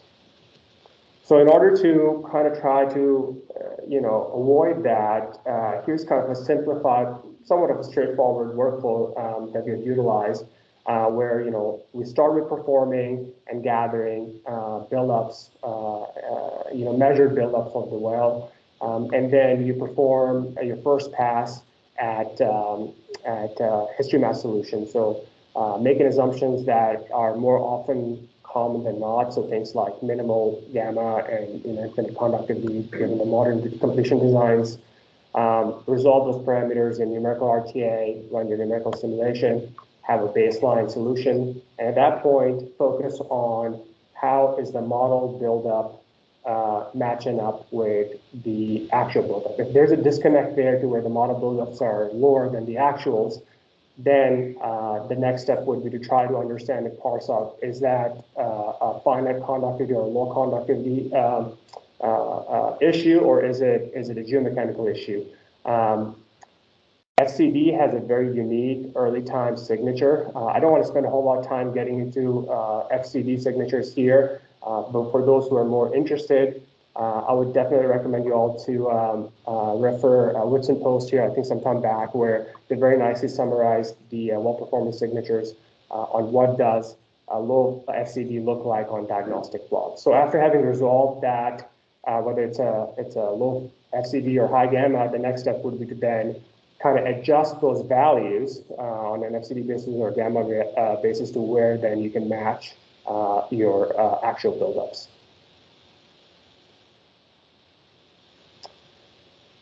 Another aspect I kind of wanted to share with you all, and I was pretty interested, was the time in the well's life at which you perform the buildup had pretty significant impact on how powerful that buildup was in trying to accurately quantify the gamma value. So on our left-hand side for the base case, we have a history map solution. We have multiple buildups over here. You can kind of see that the actual buildups and the model buildups are matching really well.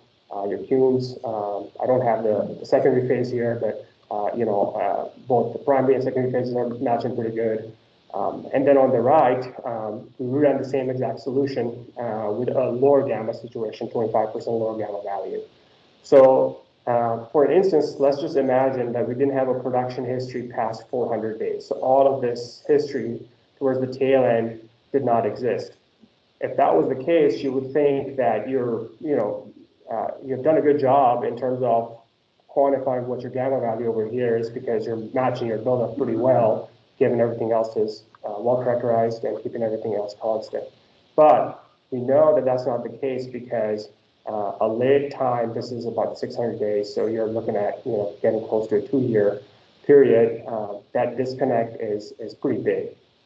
So it's a nice representation that if you can perform a buildup later life, it's more useful in exposing some of those geomech effects if they're present.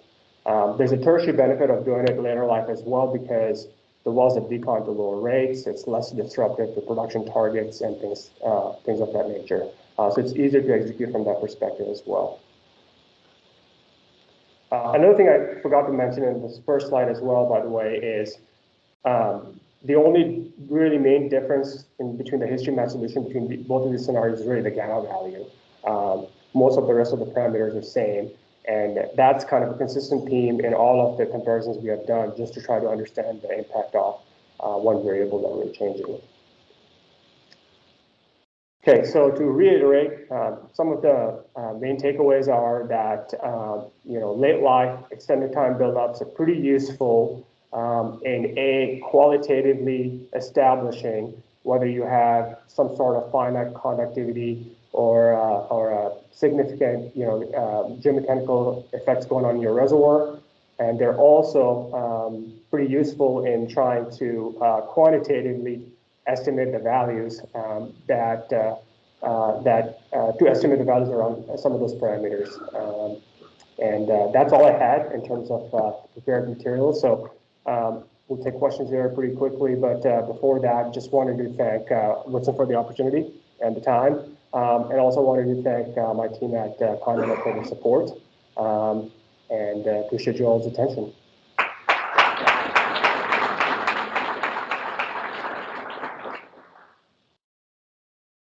Simple question. Could wellbore storage effects match some of these signatures? They sure could. I think from a duration standpoint, when you're looking at some of these build-up durations, we're talking about 30 days or so. So the hope would be that you're moving past that.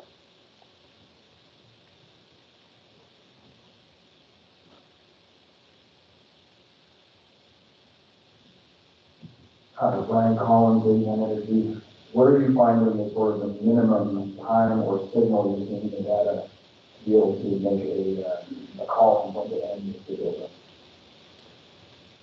So I don't think we're monitoring buildup on a real-time basis. In this particular instance, we just made an assumption of going with a month-long buildup. But I think that answer, Brian, would be specific to the reservoir itself.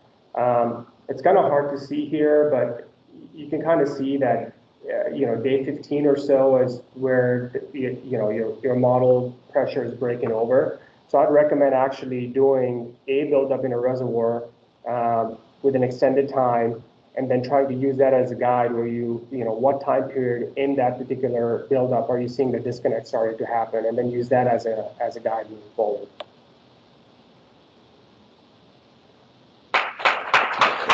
Thank you.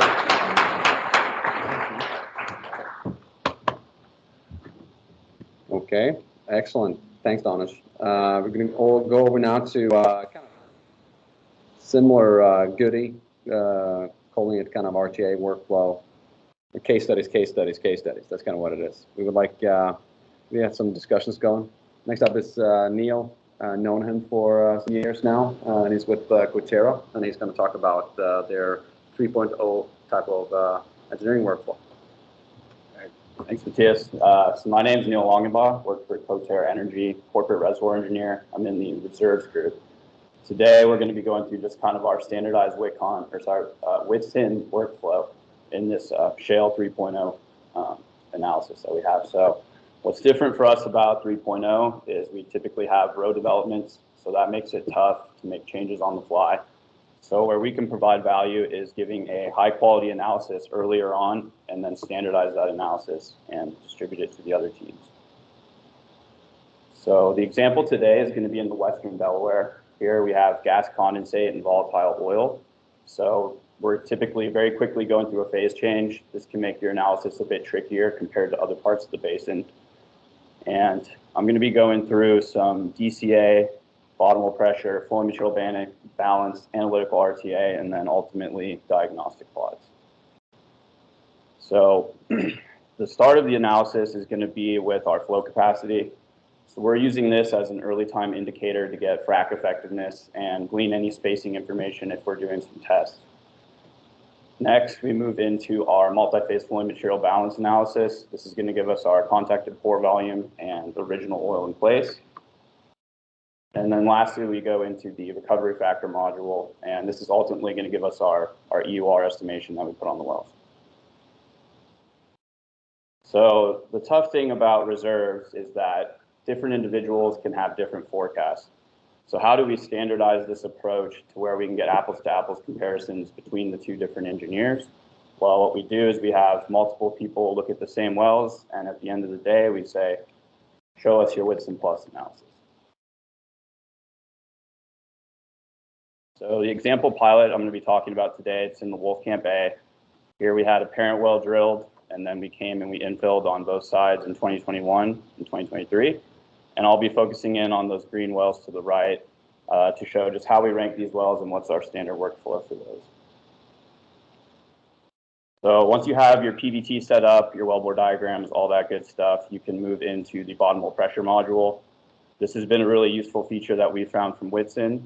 So you'll notice here that in September of 22, I actually lost communication to my gauge. So what I did was I went in and I used the tuning module to make sure that my Hagedorn and Brown correlation in red matched that original decline that we were seeing. This has been useful, but also if you want to save money and not run gauges on all your wells, you can run a few gauges on a pilot, solve for those tuning factors, and then you can apply them to the other wells, which for us has been some great cost savings. Once we've done our bottom hole pressure, we can move into defining our analogs.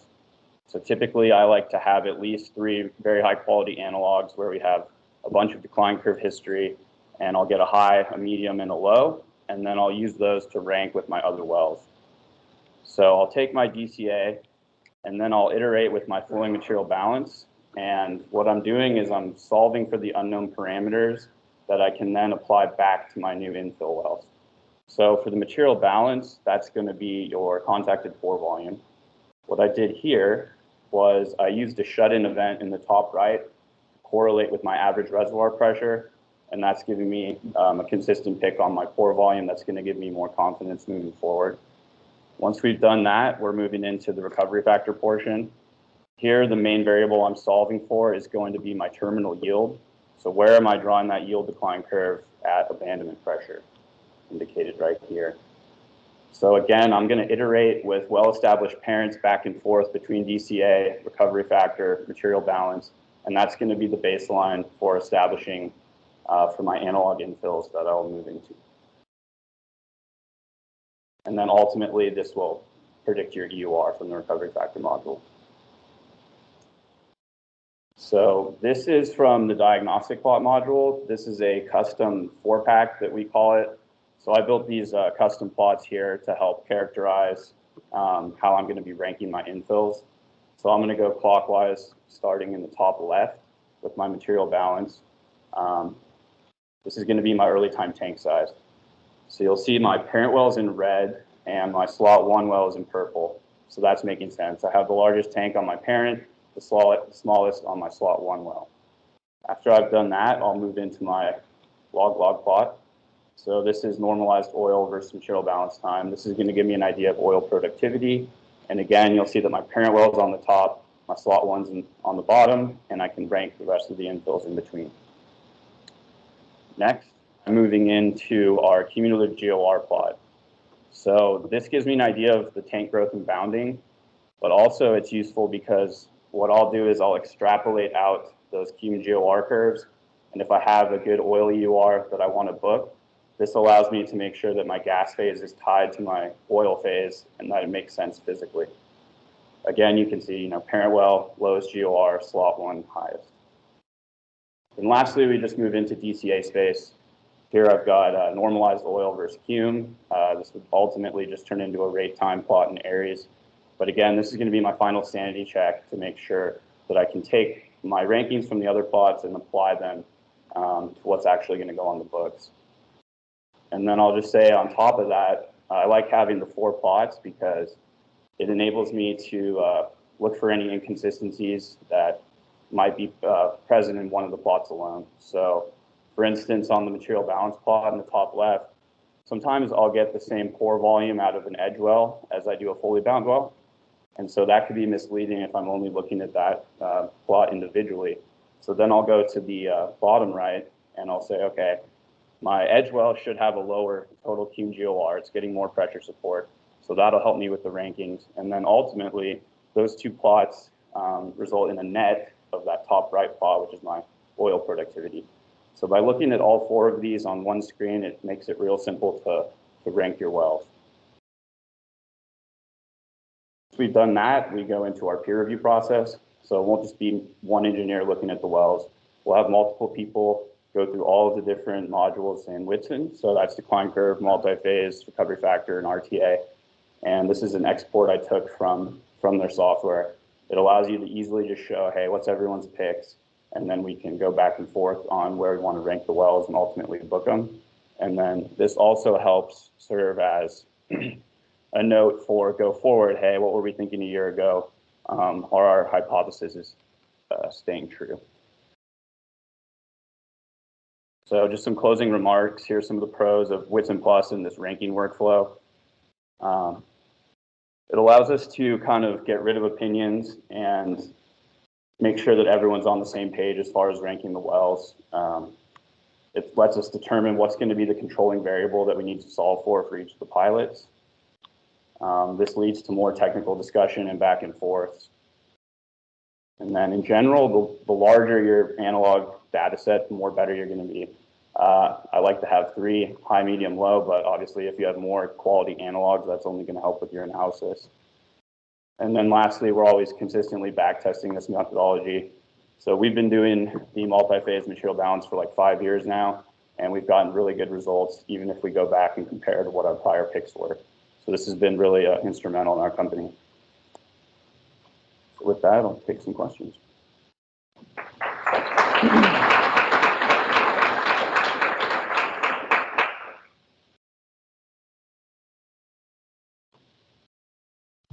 I think I'm sure from the presentation, 2 points, because I didn't see it. How are you taking care of that the length can basically work?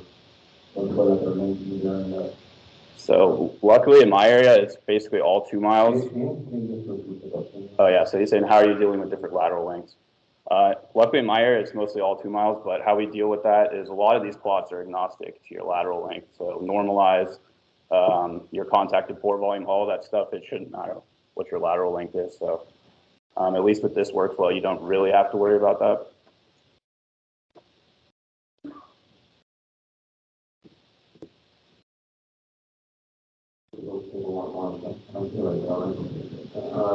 Okay. Yvonne?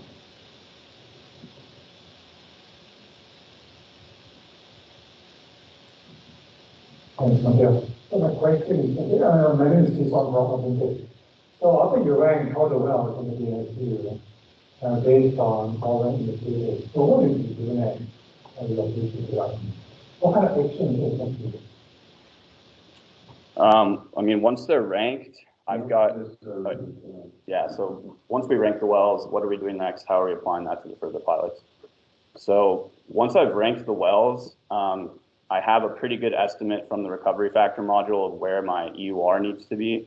So we're essentially taking the outputs of that, and then we're applying that with our spacing models go forward to help optimize the economics. So basically, this is spitting out a gross EUR that we can use, and then we build that into our next analysis for the next pilot.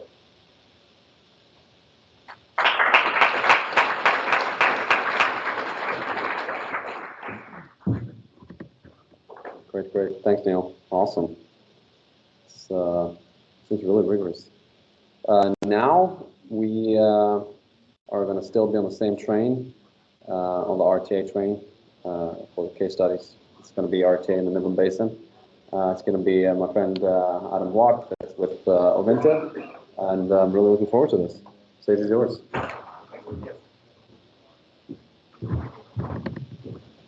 All right. I think Matthias made one big mistake today, and that was inviting me to talk. I am very much a novice at RTA, but with a lot of hand-holding from Matthias, I think we have some RTA-related materials here to share with you. Actually, let me back up. I like to share this quote with you. It says, "It's silly to evaluate a theory based on the realism of its assumptions. What matters is the accuracy of its predictions." From two economists, Thaler and Friedman. And this is kind of a philosophy that I think that we really work with within my team, which is the reservoir characterization team on the Midland Basin. We're all about predicting well performance, and that is what is driving this discussion as well as most of our decisions, hopefully all of our decisions. All right, so today we're going to focus on two different topics. The first one's going to be about some, I'm calling it pressure observations, but it's really about how did we apply pressure into predicting well performance? And then taking that a step further to the gentleman from Pioneer's discussion earlier, how did we use that to ultimately integrate into our ESP design? All right, so one of the big questions that we really wanted to address earlier this year, probably a question that many of you have faced at numerous times throughout your career because it seems like it's a recurring question, but it's whether or not we drew the well down too fast and therefore it sucked, or if the well sucked and therefore we drew it down too fast. No idea, but it's a great question. I mean, we don't really know how to answer that. There's a lot of hypotheses, right? Even if there's numerous damage mechanisms out there that we could potentially look at, but even outside of that, one of the hypotheses was just related to rel turn behavior, trying to keep gas in solution for as long as possible and potentially have that benefit you in performance. And it's like, great, well now we have this awesome tool called Whitson Plus that we can go and investigate that. So we did that. We did a sensitivity in our Midland Wolfcamp B, and that's where this example is right here. And so we have flowing bottom hole pressure here on the left and 3 different drawdown profiles, a slower, medium, and fast profile. And just wanted to say, okay, so what happens to oil production if we do that? Does it kind of go around with what we would expect? And if we go over to GOR, I think it goes around with probably most people's intuitions. You hit bubble point, you start to see gas break out.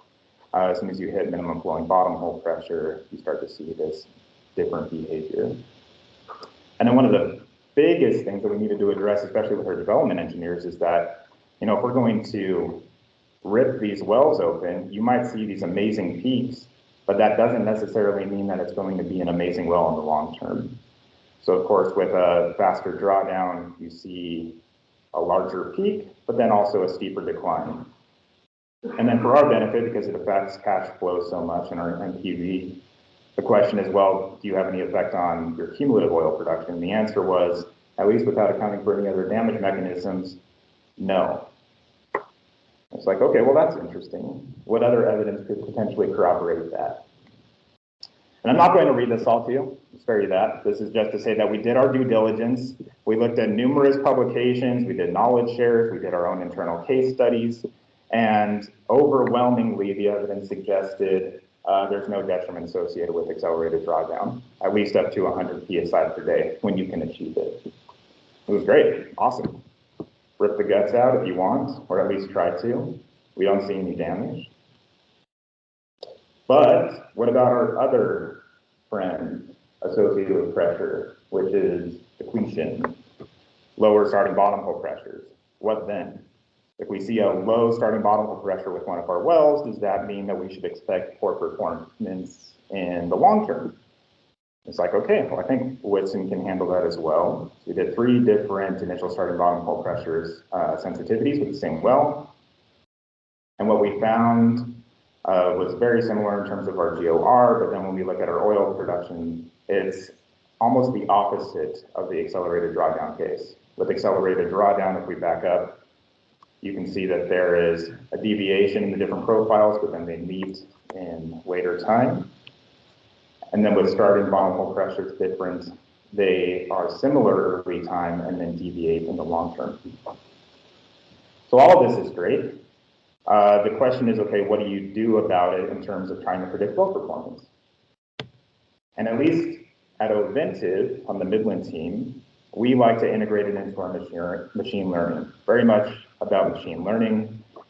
We like to integrate different completions variables, spacing related variables, parent-child, geology, all into this kind of, I'll call it a pre-pop machine learning algorithm that we use to predict performance.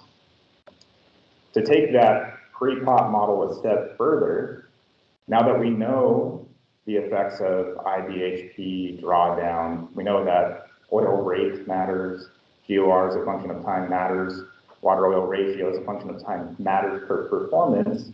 How do we integrate this information into a machine learning model so that we can continue to predict well performance while accounting for everything else that we did to the well before we turned it online? The way that we handle that currently is by effectively coming up with a system of linear models. So we basically just have this very long array of different linear models, you can think of it as. But the next step for us is to take this and integrate it into an LSTM model, long short-term memory, which is basically the foundation for ChatGPT. As sophisticated as ChatGPT, I'm certainly not. Long way to go, but we are on our way. All right, so then what do you do about this pressure when it comes to artificial lift design? And I really wish that my friend and manager, Carl Burnett, was here because this is his passion right here, is the difference between superposition rate and superposition time. For those of you who are a little bit less familiar, there was an amazing paper, I strongly suggest you read it, back in 2013, that contrasts superposition time with this new superposition rate, at least new at the time. And effectively, the proposal was that if you use superposition rate, you're able to achieve the same slope as the superposition time, but you're better able to see deviation from that as opposed to the superposition time plot that we see here in green. So it's awesome. Over at Oventive, the Midland team, we use superposition rate, and we wanted to integrate that into our ESP design. So how do we go about doing that? Well, if you use superposition rate,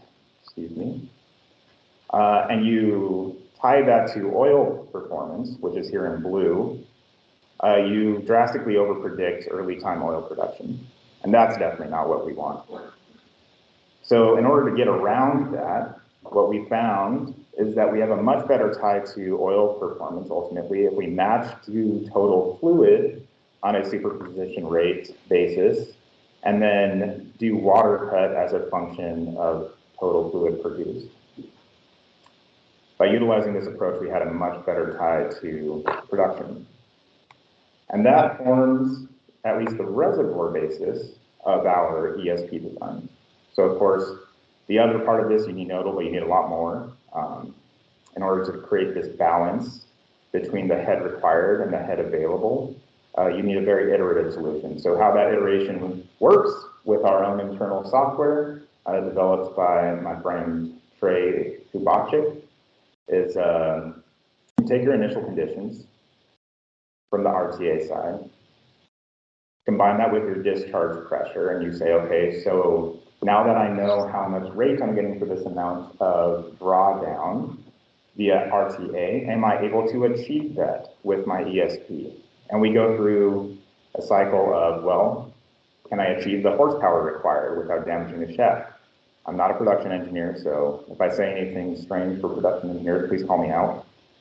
You have to go through the motor amps required. Do we have enough amperage? Do we have enough horsepower, amperage, and then drive? Can we achieve that throughout these different variables? And it's relatively complex on the back end, but ultimately we iterate until we come up with the actual head that's available to be delivered that day relative to the amount that's required, so we can back into the rate that is expected. So how did we apply this? And I think it's a pretty cool project. Over at Midland, we are gradually increasing our lateral lengths for anybody who's been following us in the public data space. We're big fans of longer laterals, a lot of capital efficiency there. The question is, if we go with these longer laterals and we still have the same size pump, well, you're not going to be able to get the same amount of uplift that you would expect.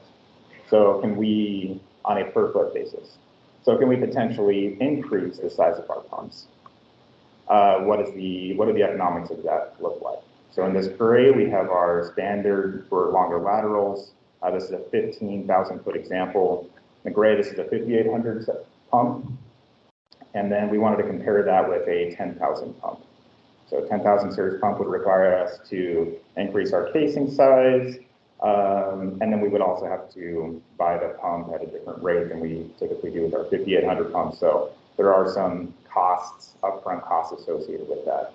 But this is the production that we would expect based on this integrated RTA ESP model. It's like, okay, well, that's our production. We can get cash flow pretty quickly. And so this gray line is the 5,800 pump, which we're taking as our base case. And you can see the incremental spend in yellow, and what we ultimately determined was that it was cost neutral. And for us, this meant that, okay, we'll go with longer laterals, but there's no need to upsize casing or purchase the larger pump at that time. For 15,000 feet, we'll see how long we go. All right, so next steps for us, I don't think I mentioned it, but this is an image provided by DALL-E, for those of you who know, OpenAI's visual software.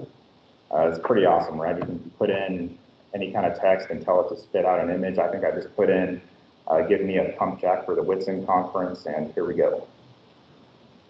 So next steps, it's just amazing how far this technology has progressed relatively quickly. And we don't want to miss out. So AI. How do we start to integrate more with AI? We really want to continue to test the whitCon Plus automated workflows. Automation is going to be key if we were going to integrate that in a meaningful, practical way with our machine learning models go forward.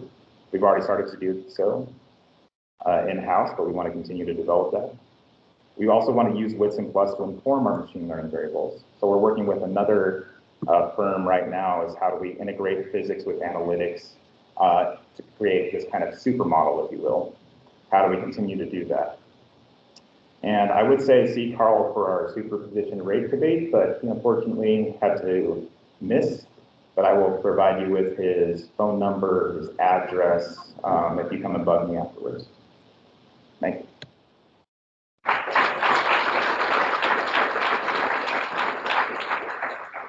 Carl Edwards online.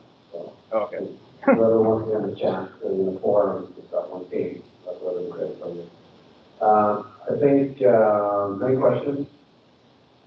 There's some lunch of this outside, so you can do questions on this back. Just want everybody to do me one favor. That I'm really bad at planning and then talk about in terms of timing. We're running around 20 minutes behind schedule.